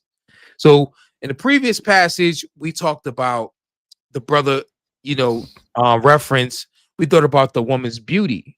But now we're talking about intimacy here, right? Mhm, How mhm. does Samson's downfall illustrate the principle that a man shouldn't or should not allow intimacy with a woman to monopolize his focus and risk his calling? How did Samson's situation of him down and his downfall give us an example or illustrate to us the principle that a man should not allow intimacy to monopolize his focus and risk his calling? Talk to me.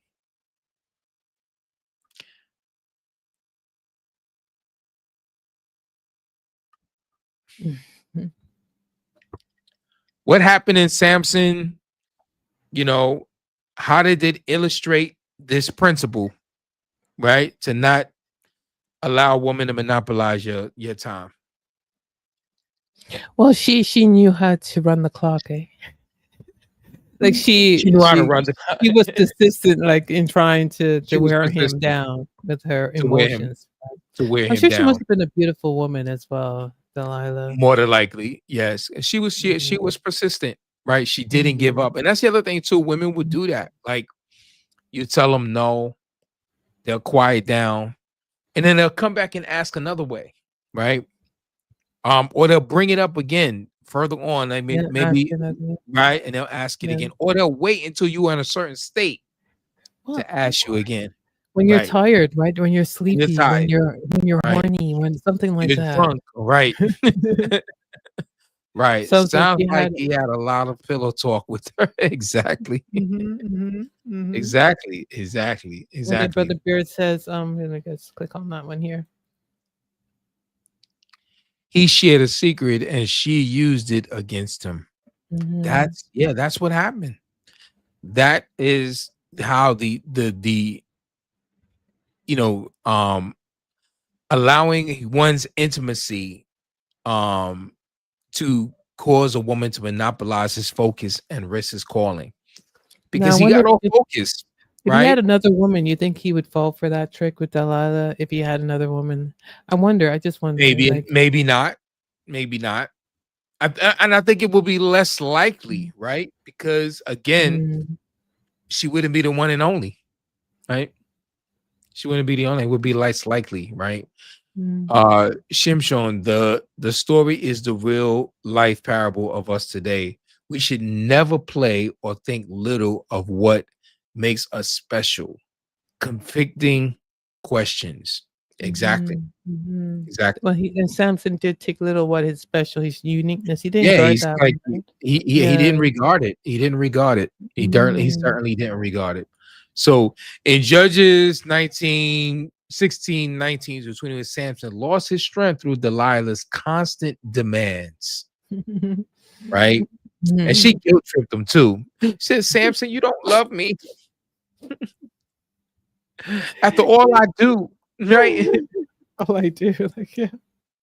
Set you up so many times, but, I can't believe I don't know how Samson did that, because every time she would call them in, like, didn't he notice a pattern after this? Yeah, you didn't realize that, yo, she's setting you up, right? And the adage, the famous Proverbs 31:3, give not thy strength unto women, nor thy way to that which destroyeth kings. Yeah, that's the And that key. was that was that's what he did. Like he gave his strength to this woman. He gave her the secret Mm, source of his strength, literally, right? His mm. strength to this woman, and it destroyed him, right? He was like a king to the Philistines.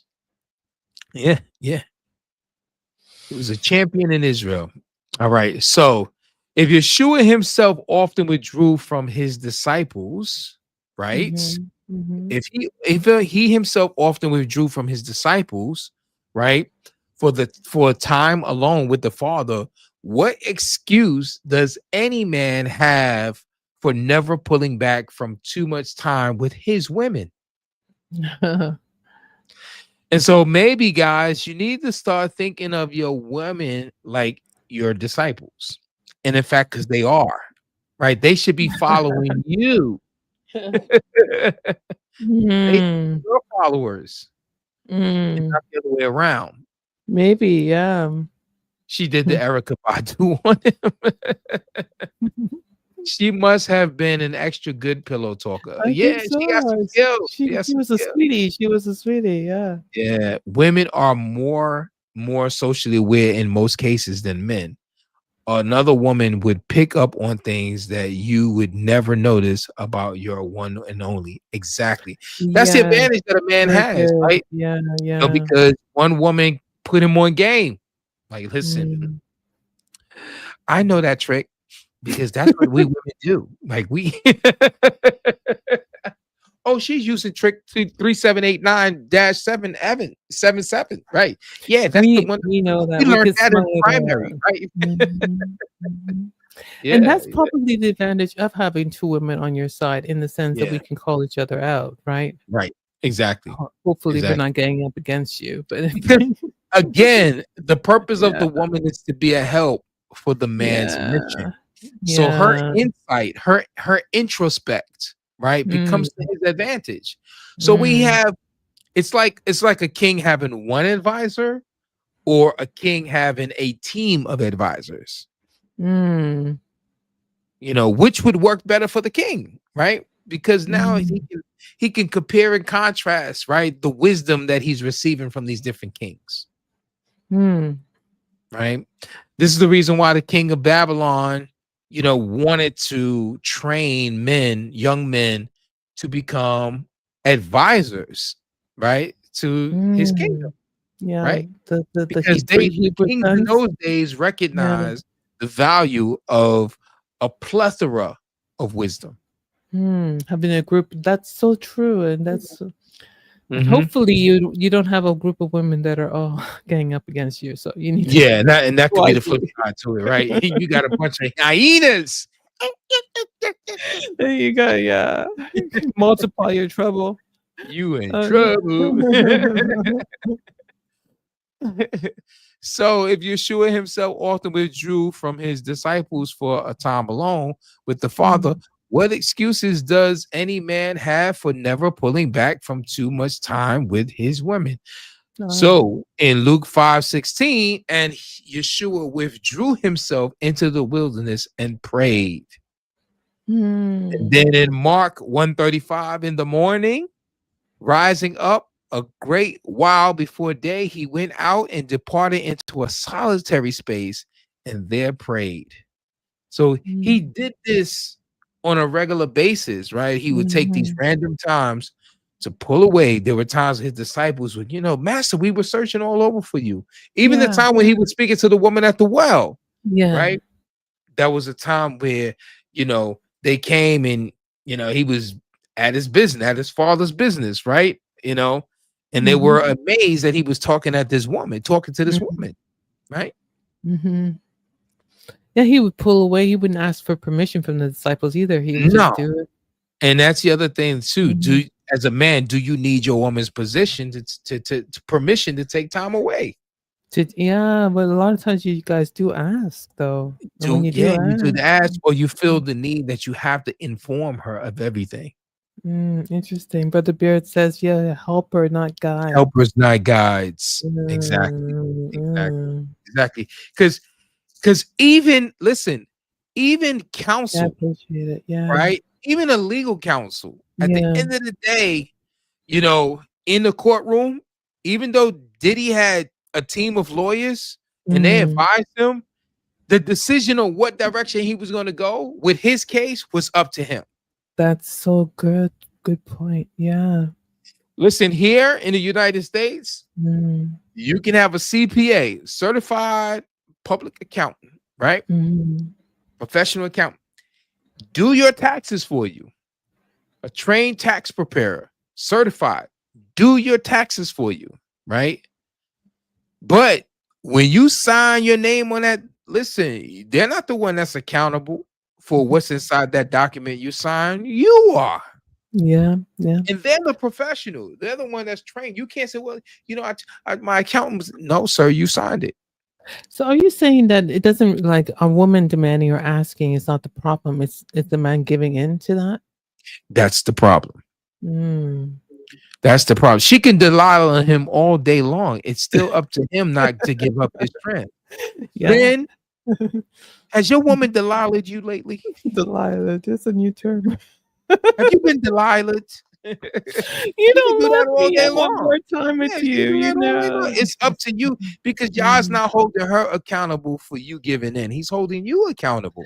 But don't you have that with your son? You say he always asks you, Daddy, do you have to go to work? Daddy, do you Yeah, have yeah. to Oh, do yeah. My son does it to me all the time. Listen, I got a video. I gotta show you guys this video. Let me show you this Oh, video. the one with You him gotta at the door? Oh, that's so Yes, cute. and with the door. Hold on a second. Guys, Sister D, talk, No, talk, talk, because talk. the I gotta asking show is this not the video. problem. I mean, women will ask, children will ask. We're always Yes, demanding things. Is it the yes. asking that is the problem, or is it the giving in that's the problem?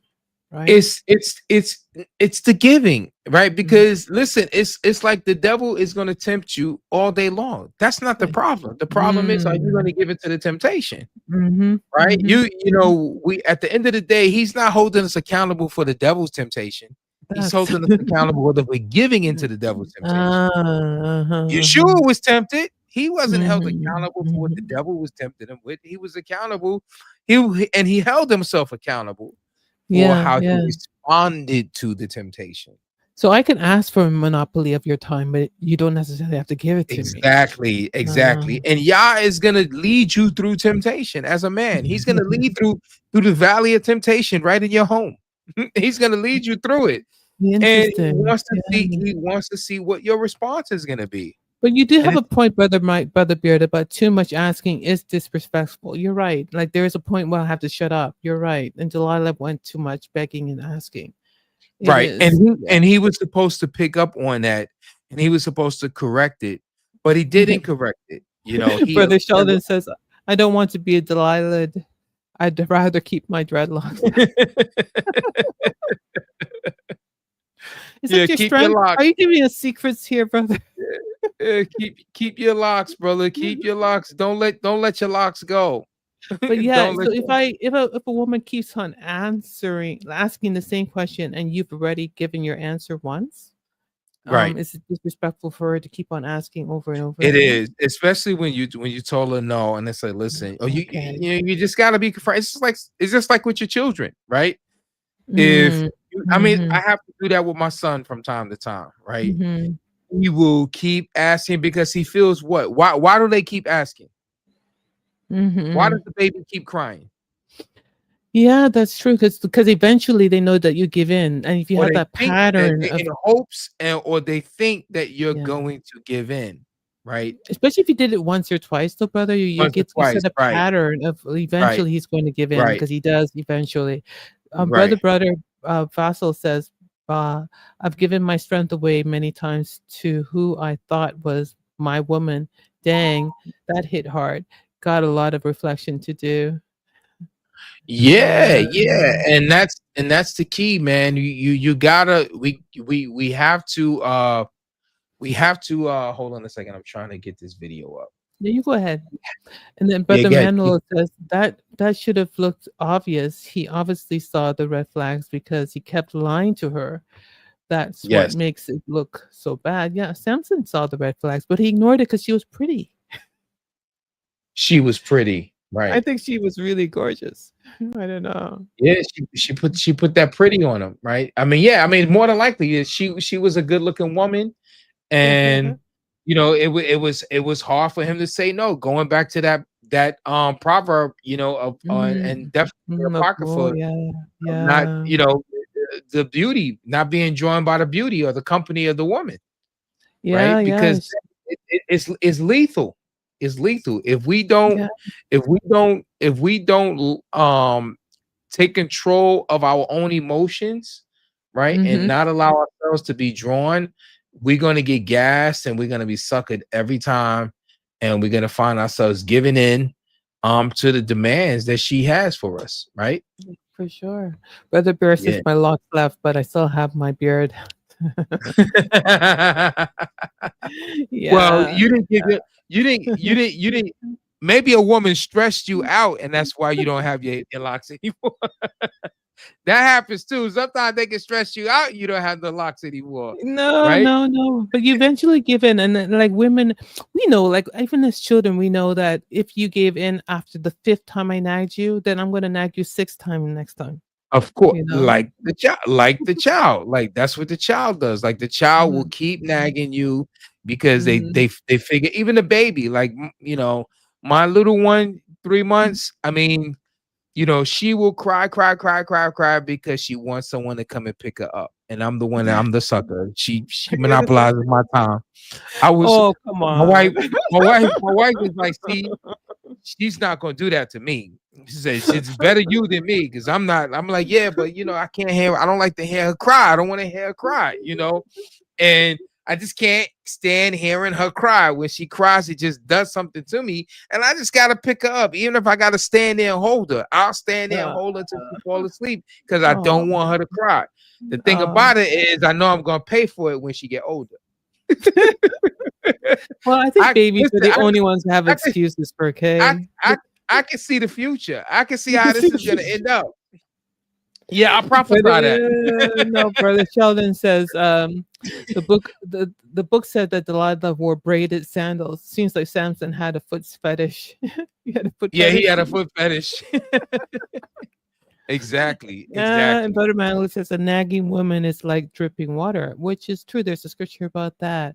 Drip, drip, drip, a nagging woman on your head. Yeah. Exactly. I think that's in Proverbs somewhere. Yeah. And eventually, though, men give in because it's torturous to hear a woman nag at you, especially about your time, about what you want. Yeah. Look, this is a video of my son, guys. Let me show you what he. This is what he would do to me when I want to go to work. He still doesn't want me to go to work at all. And he was like maybe like 2 at this point, a little bit, just turning 3 or about to turn 3. And this was him, right? This was him monopolizing my time. Hold on a second. Let me let you share screen.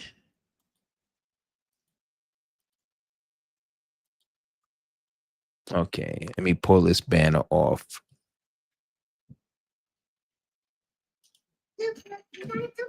I can't go. You're not gonna let me leave? Come on, man. I gotta go to work. No. Please. Let me go to work. I can't leave. Daddy can't go to work. But I gotta go to work. Come on, man.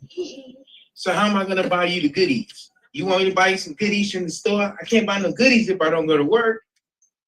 Come on, man. Let me get my coat. I'm gonna be back later. Okay? It's not gonna be that long.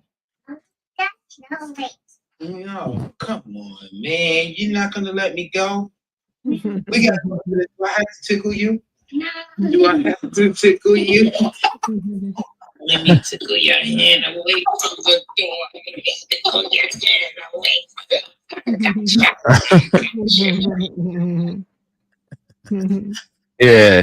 Yeah. So yeah, we he's a little bit older now. He's a little bit more sophisticated with it now. It's like, Daddy, are you going somewhere in the morning? Right. I was like, yeah, I have to go somewhere in the morning. I have to go to work. He's like, no, Dad. I said, I gotta go to work. He said, no, Daddy, no. I said, but I have to go to work. You want me to just stay on? You don't want me to work ever in life? He said, no, Daddy, I don't want you to go to work. Yeah, he's still at it. He's gonna be 5 in a few months. He still doesn't want me to go to work. He is. I said, you want me to be a bum? He said, yes, Daddy. Did he give you a finger? Did he? I didn't see that. And he crossed his leg when he did it too. Like no. Well, we actually don't really grow up from that kind of demanding, in a sense. Yeah, it's the same thing. Yeah, same thing. And thing is, girls are much more, vocal and communicative, and they can articulate themselves and they can talk you much faster at a faster rate. Even little girls can talk to their dads at a faster rate. Oh yeah, we learn the skills. Good. Remember, this is survival skills, right? Survival, and the whole point is that we don't want you to forget about us. There's also a fear of abandonment there going on, because Right. if a man does abandon us and forgets about us, then we are in Yeah. danger. So And you're there in is, in danger. one sense, there is a natural desire to know that the shepherd, the husband, will come back and be there and Right. give us some time. He cannot give Right. us no time, right? Right. Right. Mhm. Exactly. Exactly. Mhm. Exactly. So yeah. And you're gonna get away from me, and I'm not gonna have no time, right? Yeah. All right. Yeah. So where we left off at, all right. You know, our guys, I always do this. Okay, so we just all right. So we're up to 6. Okay. How has the modern doctrine, right, of Mhm. prescriptive monogamy distort women's expectation of a man's time? Now, you guys have been hinting around this. You've been leading to this, nugging to this. This is one of the questions, right?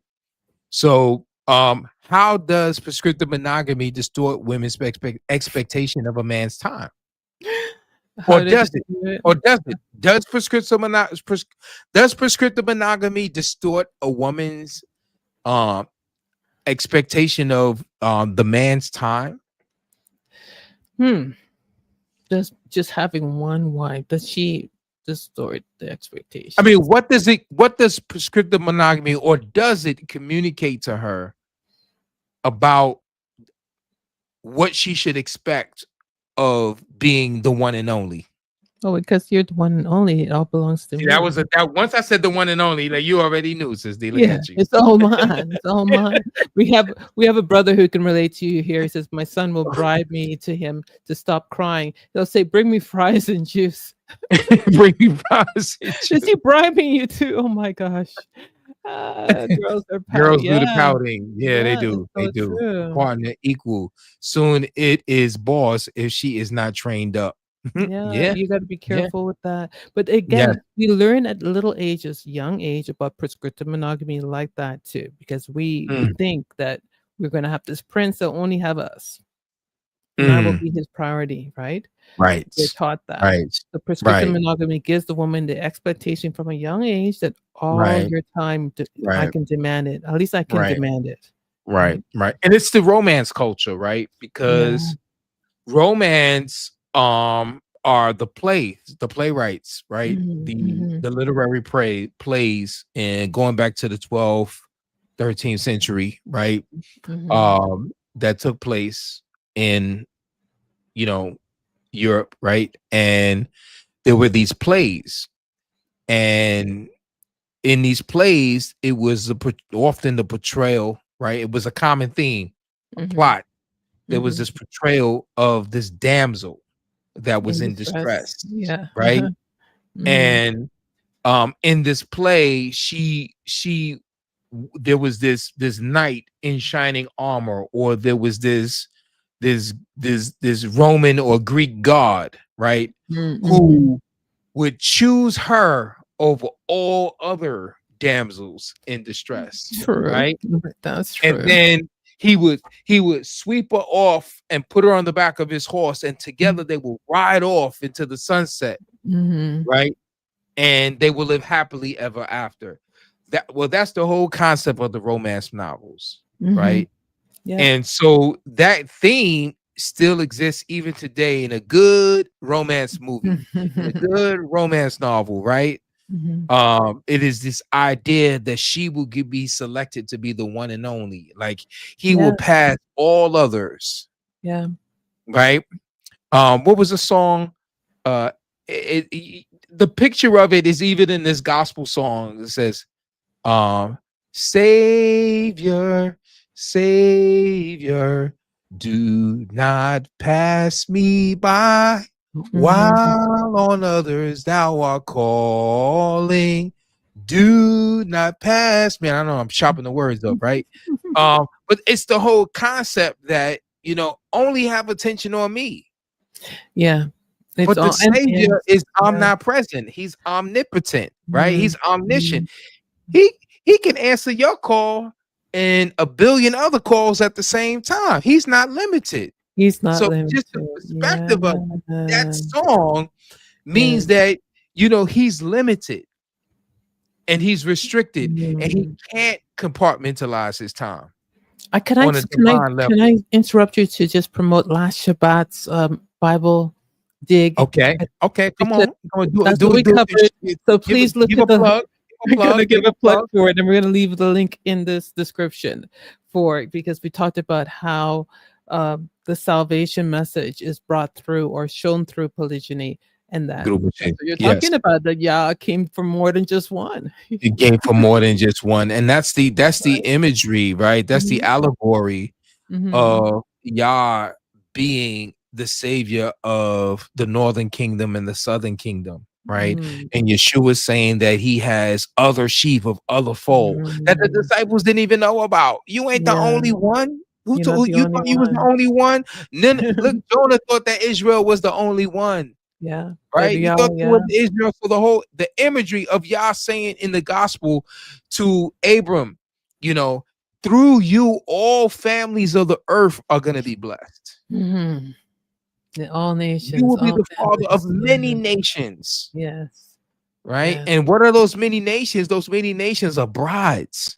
Right. To the Yeshua even saying that he would be the bridegroom to these 10 virgins. Yeah. Yeah. Right. And so that's the picture of polygyny, right, in the gospel message.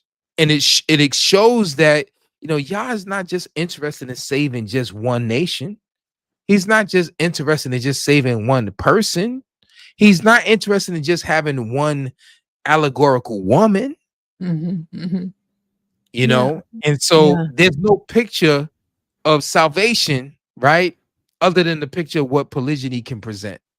When monogamy is the opposite of that, thinking it's the opposite. Is selfish. It's about a one world religion. It's about it's about a one ethnic group. It's racist, right? There's just so many negative pictures about prescriptive monogamy, right? That monopolizing the time. There's just so many pictures of it, right? That there's this expectation that Mother Hadley is like, who is that sitting in my seat? I know I came to church late today, and I know ain't nobody sitting up in that's my seat. I've been sitting in that seat for 47 years. Who's sitting in my seat? Right. But also we think the man as being the workhorse for us. All that he does, all that he produces has to be for me. Right? Everything is for me. His money, his inheritance is for my children. Everything is for me. Exactly. Exactly. And if I have to share it, it's abuse. If I have to share it. Right. So now we get to see what the expectation, what prescriptive monogamy leads to. It leads to an animal. It leads to an animal. Wow. Which shatters the biblical worldview from Bereshit and forward. Romance equal Roman lunatic. Really? Yes. Exactly. And the brother here says no parity, not egalitarian. Helper and master can be done with love or care, but strict in hierarchy. And it has to be strict. So even if you have one wife, though, how do you listen, I think it's dangerous for a man to be in a monogamous marriage and to allow his woman to think that there will never be a chance that he couldn't have another woman. Oh, really? It should always be on the table. Whether if you want to do it or not, choose to do it or not, it should always be on the table. Okay. Because just think of the analogy, Sister D. Should a shepherd always think of being a shepherd of only one sheep? Of course not. And of course not. Should a farmer invest in 10 acres, dig one hole, and drop only one seed in that one hole out of 10 acres of land, right? And never drop another seed anywhere else in the land? Or envision doing so? No. Right. No. Or not investing in more land when Yah tells us to subdue the earth, replenish the earth. So you start here in the garden, Adam, but I want you to advance throughout the earth. So from the intent, from the onset, Yah had a vision that land Eden wasn't the only land, right? And the woman allegorically is the land. So that means that, could that mean that Eve wasn't likely intended to be the only woman had he had not sinned, right? We don't know. But if a man gets with the first one and gives the impression that he'll never spend his time with anybody else, right, or just close the door, right? Close the door to it, yeah. Right. Can a slave close the door on the potential of there being a fellow slave? No. And how can the company grow if there's only one employee if there's only one employee? Right. Yeah. Right. There's so many analogies that doesn't make sense. So many analogies. Yeah. Exactly. Yeah, well, this definitely gets us. So Genesis 30:15-6 says that Jacob rotated between wives, not letting one woman dominate his presence. Now the women were bargaining for his presence, but he wasn't stressing that he had to be with only Rachel, and we know that he had more of a fondness towards Rachel. But he obviously slept with the rest of them because they all had children for him. And they all had children because, them babies kept coming. And if they didn't come, they knew they weren't coming because he was sleeping with them. So and the promised seed came through the wife that was less loved. The least loved. I love that one. Yeah. The least loved. Thank you. Yeah, the least love, right? Here's a principle here for us. Exodus 21:10. If he take him another wife, her food, her raiment, and her duty of marriage shall not be diminished. So there is an obligation for this man to share his time. What doesn't mean, but doesn't also mean that, because let's say diminished. So well, that could be, I could see a monopoly on monogamous women. So let's say the first wife said, well, I had him 24/7, so he can't diminish that if he takes another woman. Like, I want the same amount of time I had before. Well, obviously, but notice here, time is not in the list. No, it's not on the list. Because if you have more women, obviously you're still gonna have 24 hours in a day. You gotta share it. But what if he acquires more land? Yeah, he's gonna have to have. What if the business demands? What if he becomes the leader of the nation? Right? Yeah. You understand? Her time is still going to be reduced. If your men women want their men to become successful, but they don't want to lose time. They want equally the same amount of time, and they hear all the time. Even with your man being successful. One of the hardest things for women who are married to men who are celebrities is the fact that the public wants their man's time. Yeah. But that's the ironic thing about it, is that we admire you when you actually have less time for us, because we admire high value men who are so busy on their mission that they have their time is so valuable that he would give me some time, right? But that's it. But that's part of the disciplining process. The man has to be not afraid of saying no. In fact, no benefits the relationship and it benefits the woman. It keeps the attraction, because if every time you tell me yes and you always have time, then I think you don't have anything better to do but to hang out with me. It's kind of boring. So you lose respect for him, right? A lot. It's like, right, you lose respect. So if you can always count on the fact that he's going to be there whenever you pick up the phone, right, at your beck and call, right? How do you respect that? You get lower in my ranking all the time until the point that you're like equal to me and then soon below me. Every time I call, you're the no. Yes, exactly. Yeah. Exactly. All right, cool. So let's go to the next one. What does David's failure to be at war in his appointed season teach us about the ruin that comes when a man abandons his mission for comfort at home? So you're talking about when he was with Bathsheba. How did he end up in that situation? And think about it. David had other women at home. Oh yeah, he did, didn't he? He had other women at home, right? Yeah. But even with having the other women at home, having multiple women at home, right? He still was what? What does David's failure to be at war in his appointed time or his appointed season teach us about the ruin that comes when a man abandons his mission for comfort at home? What do you guys say?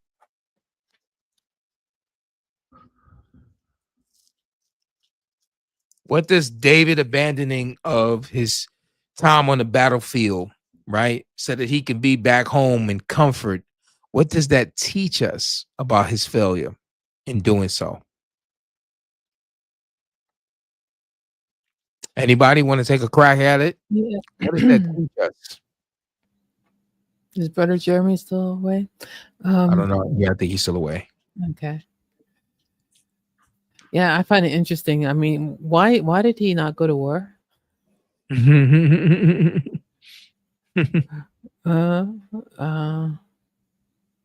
Sometimes we men have these procrastination of things you really you have to do, but the women are a distraction of pleasure.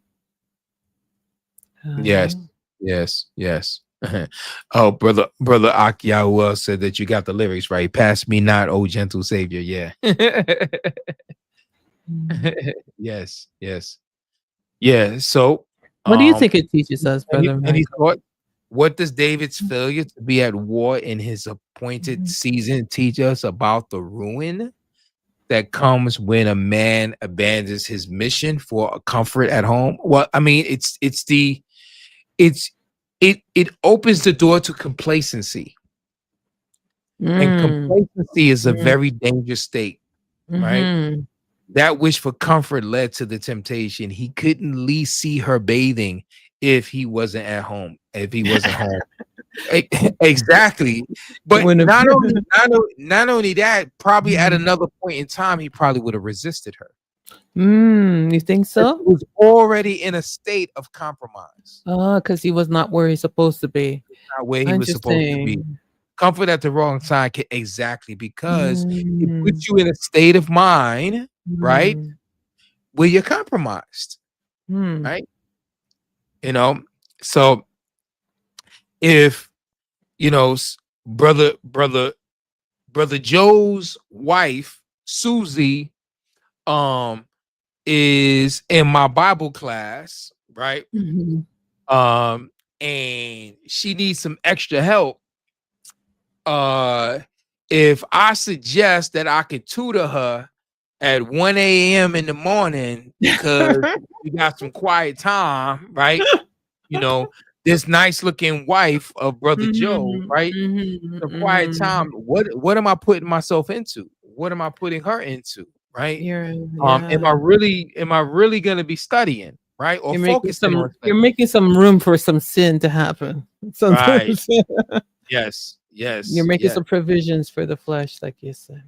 Right. Did we read this one? That wish for comfort led. Yeah, we did. We read that one. Right. So let's go to the passage that we have. Let's go to the passage that we have.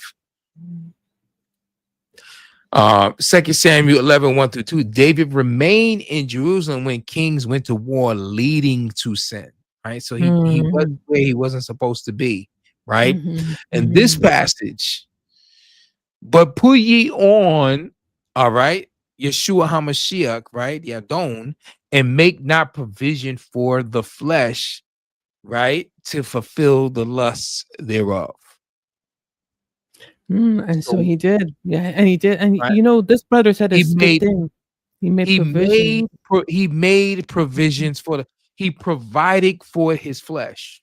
Now listen, his flesh didn't want to go to war. His flesh didn't feel like going. So when you give into the flesh, right, you make provisions for it. What happens is it enables you, it opens the door for you to fulfill the lust thereof. Wow. Right. If everyone was home, her husband would have been home too. His mind would not have been there because he would have had respect for Uriah being present. All the rest of the men, all the men were at war. So all these women. He was at a state of compromise. He was at a state of compromise. As well as to Brother Yahuel's point, and Brother Gray Bear's point, right, is that he was also at a state of being where he would be tempted, right? Which was seeing her bathe on the roof.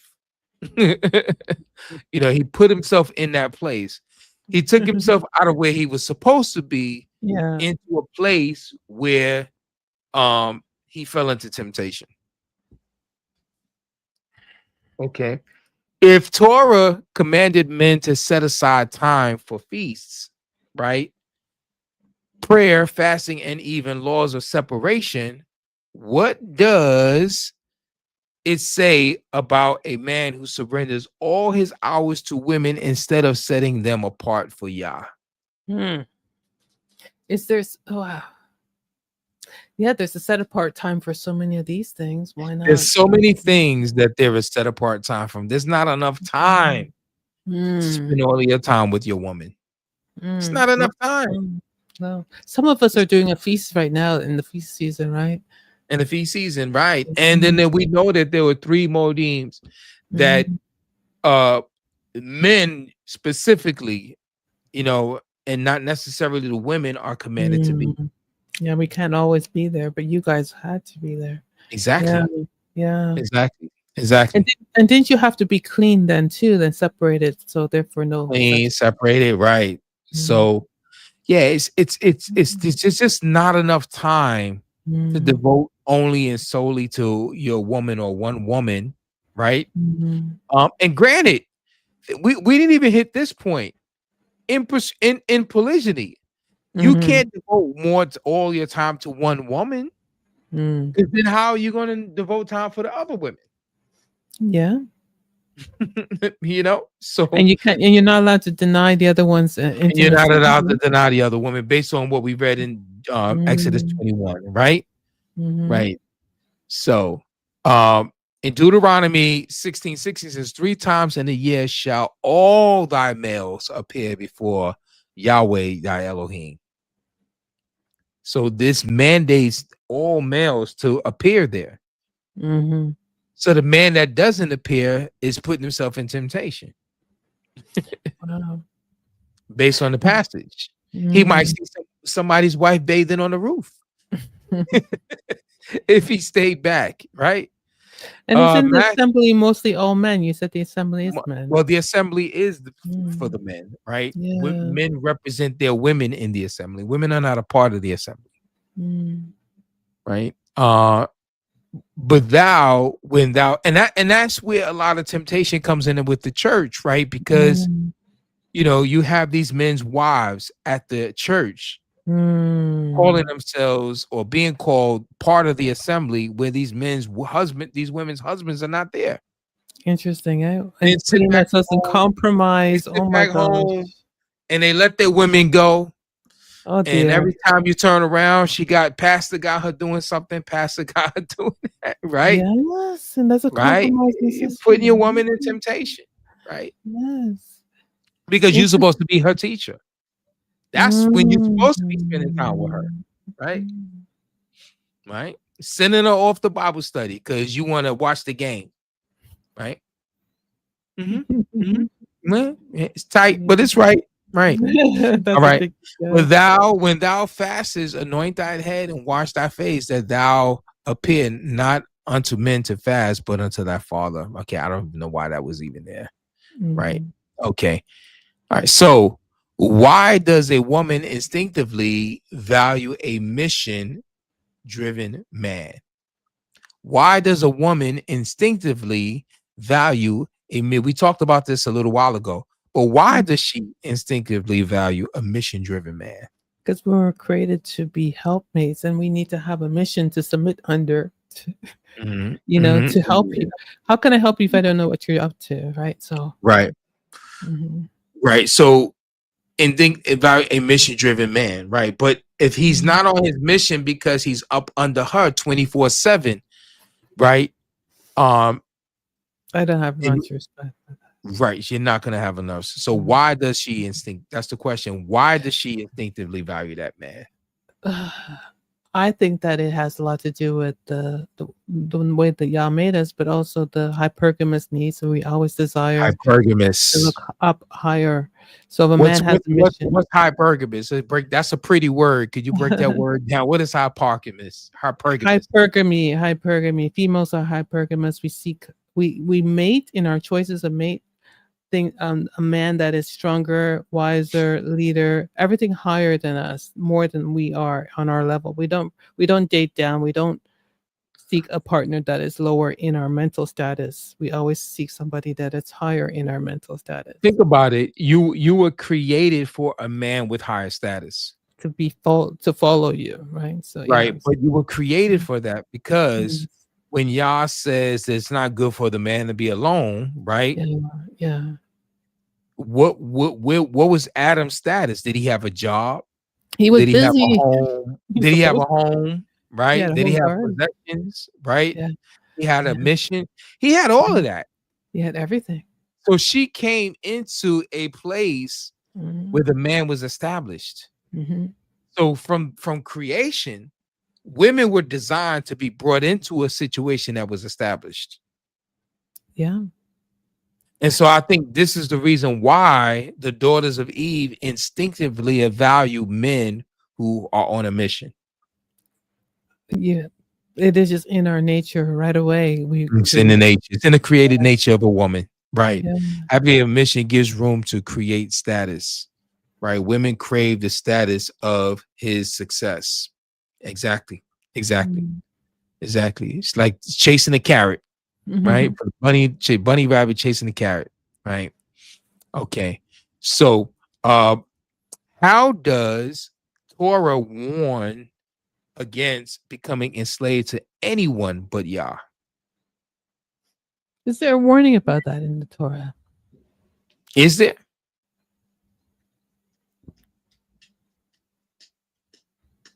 It's indirect. It's indirectly there.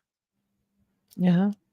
To have a it's there because Yah wants Israel not to go back the way of Egypt. Deuteronomy 17. There we go. Yeah. It's in the Torah, not to be interdependent upon or be enslaved again. Not to be entangled in the way of Egypt again. Right? That's clearly in the Torah. Right? So 1 Corinthians 7:23, you are bought with a price, but not ye the servants of men. Right? Walk in wisdom towards them that are without redeeming the time. Right? So we're called to redeem the time. We're called to walk in wisdom, right? Buy back our time, right? That's what we're called to do. Buy back our time. Why?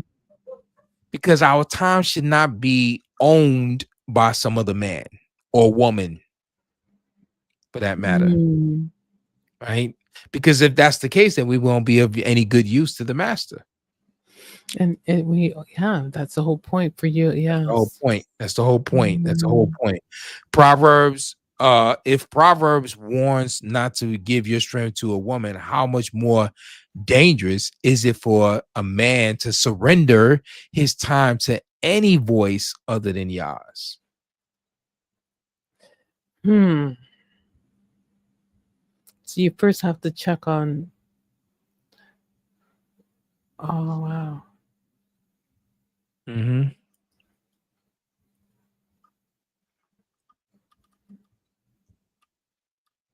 It's in the Apocrypha.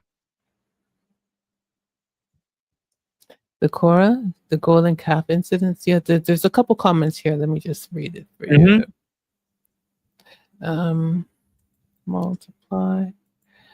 Multiply Balaam and Balak, no other Elohim besides Abba Yah. I'm not quite sure what you mean, the golden calf incident in history. Not quite sure. Maybe this is another conversation.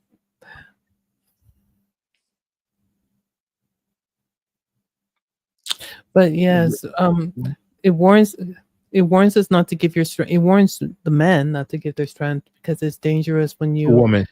when you're really, your strength was supposed to be dedicated to serving Yah and his mission, Mm-hmm. and we were supposed to be there to help you do so, right? Right. Right. So it violates the order of things. Your strength is not really meant for us, it's meant for Yah's purpose. With y'all's purpose. Right. Right. So this one right here is Sirach. Let me pull this one up. You gotta do that. Okay.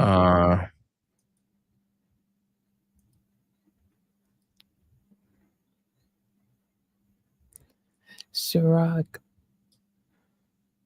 I like that Apocrypha book. I got to read it. It's very Yeah. All right. So Sirach 26. Hold on a second. Let me go back. 26, 18.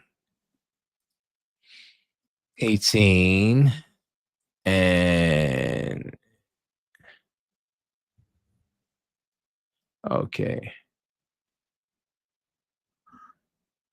No, that's not it. I'm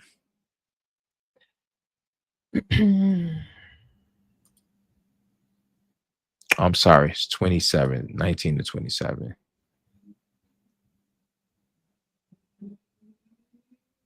It's not here in that one. Let me go back here.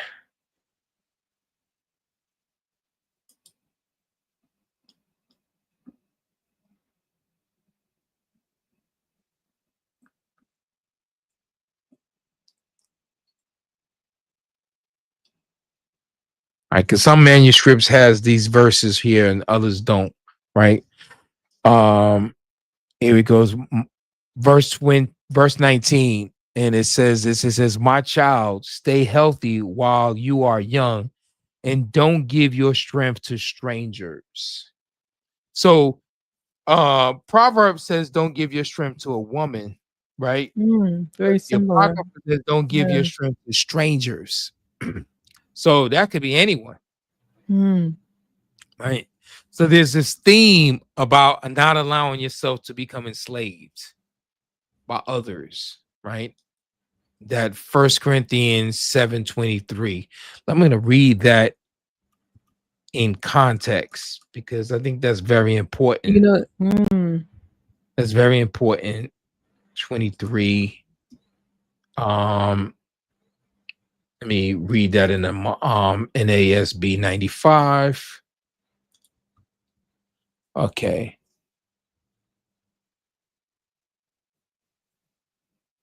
Sister D, can you read this from the you got to change the screen. Okay, I'm sorry. Mm-hmm. Okay, hold on a second. Mm-hmm. Okay. Okay, so each man must remain in the condition in which he was called. All right, so stop right there. Let's stop right there. So when you were called, is that when you were first summoned to repent and surrender your life to Yeshua, right? When you were first called, right? When you were called to conversion. Okay. All right, verse 21. Were you called while a slave? Okay, so some men, hold on a second. Some men, when they were called, they were slaves when they were called, right? So he's asking the rhetorical question to the Corinthians: when you were called, were you a slave, right? And the next verse, and the next sentence says, "What, Sister D? Do not worry about it. But if you are able, also become free. Rather do that." So men, when you came to Yeshua or when you came to Torah, were you a slave to your woman? Were you a slave to your woman? Was she monopolizing all your time? Were you a simp? Were you a slave to the simp plantation? Right? Interesting. Were you plantation of simping or simphood, simptism, right? Do not worry about it, he says. But if you are able also to become free, rather do that. If you're able to do it, right? Verse 22. For he who was called in the Lord while a slave is the Lord's free man. Likewise, he who was called while free is Christ's slave. So in Messiah, although you recognize now in your calling, you were also a slave to monopolizing your time to your woman. Don't worry about that. If you're able to gain your freedom. And you must recognize inside your mind, when you were called to be the Lord's freeman, the Messiah's freedman, right? He says, likewise, he who was called while free is Messiah's slave. So you're called to be his slave, not your woman's slave. He is your head.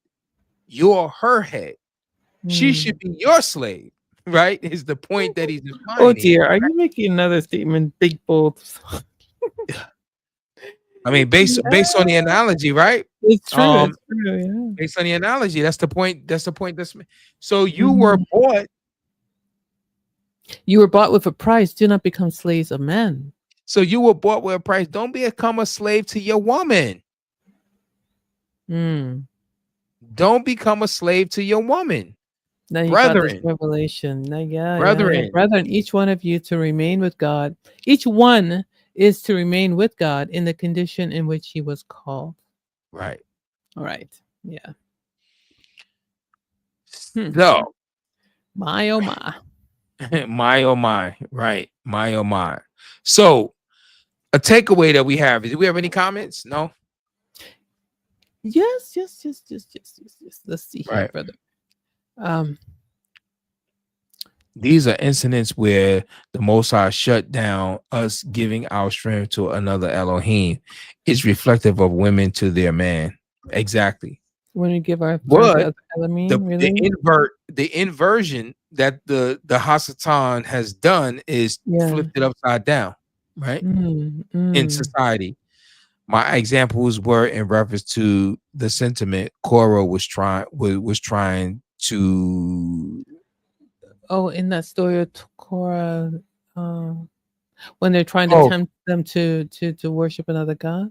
To worship another god, right? Yeah. Right. My apologies. The examples of Balaam, Korah, the golden calf are examples of us giving our strength to another Abba. Yah didn't tolerate it. It's reflective of women giving their strength to another man. Interesting. Right? Yeah. Okay. But the problem is, Ak, is that men are giving their strength to another which is their women. So women become idolized in the eyes of men, right? In the minds of men, women become idolized. As in the case of Samson and Delilah. Once Adam listened to hearken to the voice of his woman, what did he create in her, in his home, over Yah? He created her. He created her to be an idol. Right? Yeah. And so the commandment against idolatry is not to even whatever it is that we imagine. So, in the third commandment, we're not even to imagine a graven image. So anything that we imagine to be an idol in our minds is an idol to us. And that's the problem. And it could be a woman, it could be your money, it could be so many things, right? Anything that goes against Yah is an idol in your mind, because that's a thing that you set before him. Well, now it's time to redeem your time. Now it's time to redeem your time. Exactly. So what are we saying here? Oh, no, we didn't do our takeaway. Hold on a second. So the takeaway for the brothers: if you let a woman monopolize your time, you're not just losing hours, you're losing your leadership. Right? Her respect and missing Yah's purpose for your life. Right? A man of Yah guards his time because his mission is bigger than her demands. You gotta remind yourself of that, eh? You gotta remember that, right? Say it again.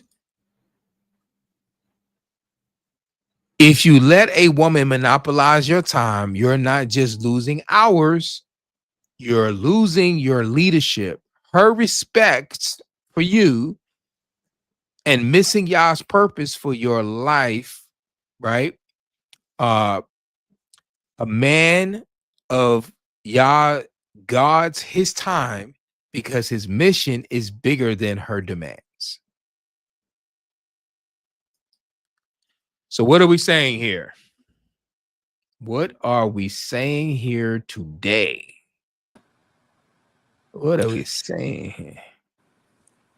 That what you have to do here, men, is bigger than spending all your time with your woman. The first thing, and Brother Allen and Sister D know this, what Brother Pete says in the group: no mission, no women.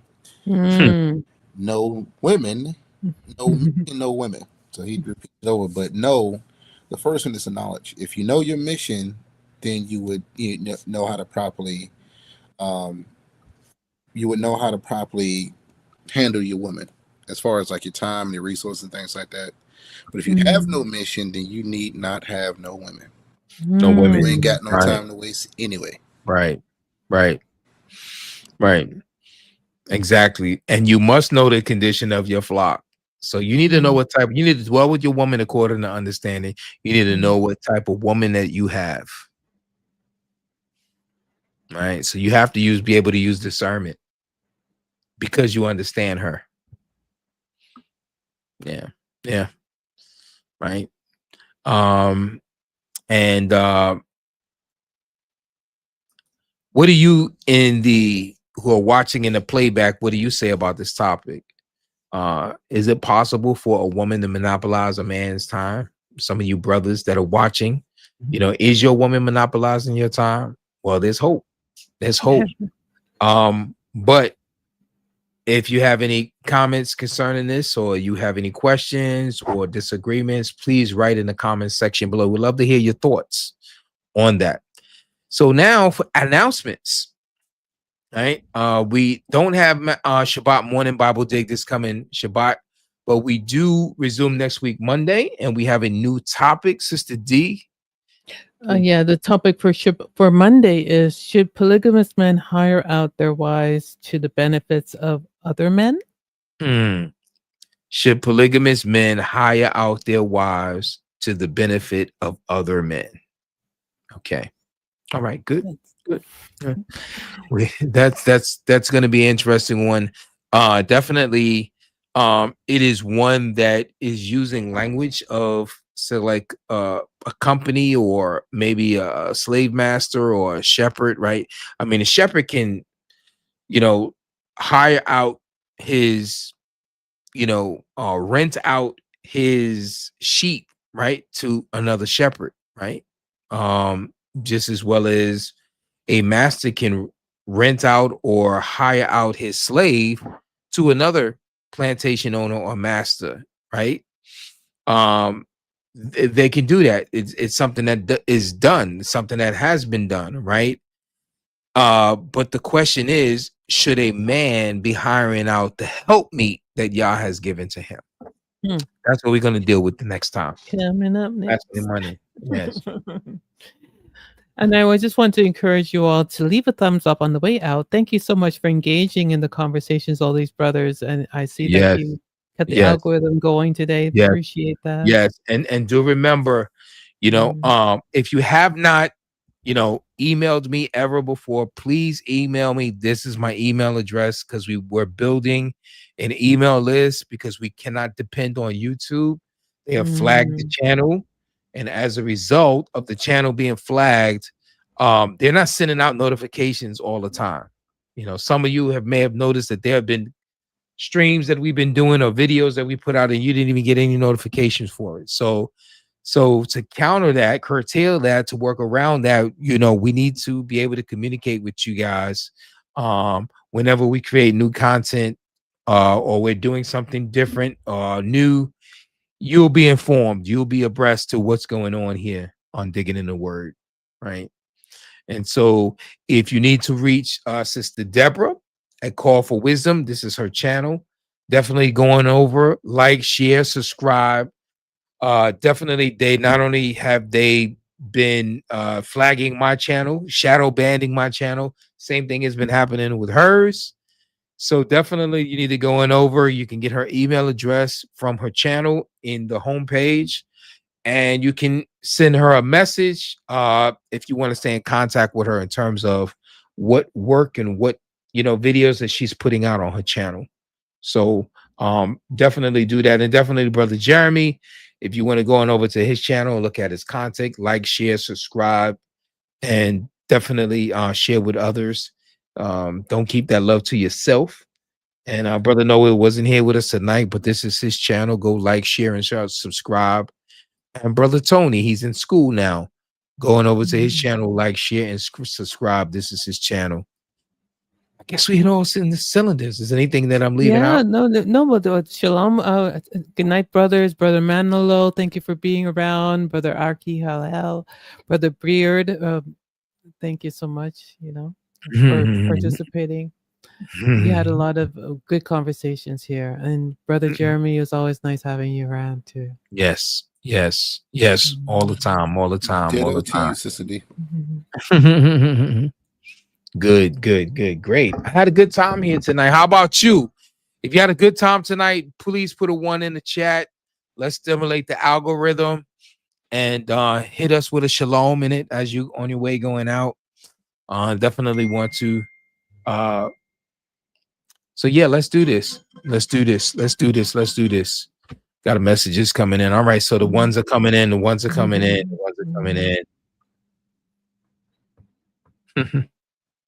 All right. Yeah. Yes. All right. Good. You put a 2. Well, yeah, had a great time. Great. All right. Thanks. Thank you. Sword of the Lord. Blessings to you. Good.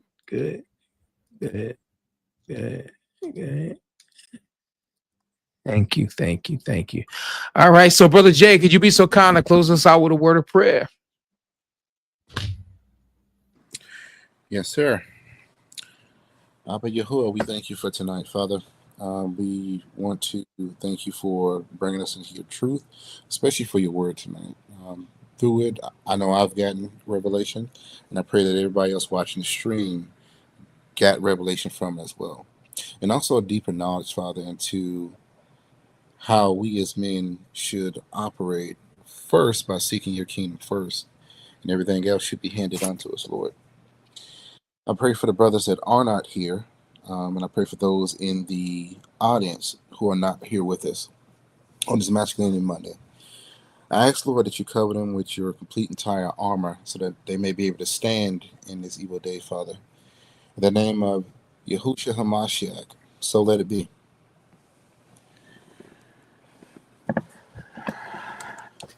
Amen.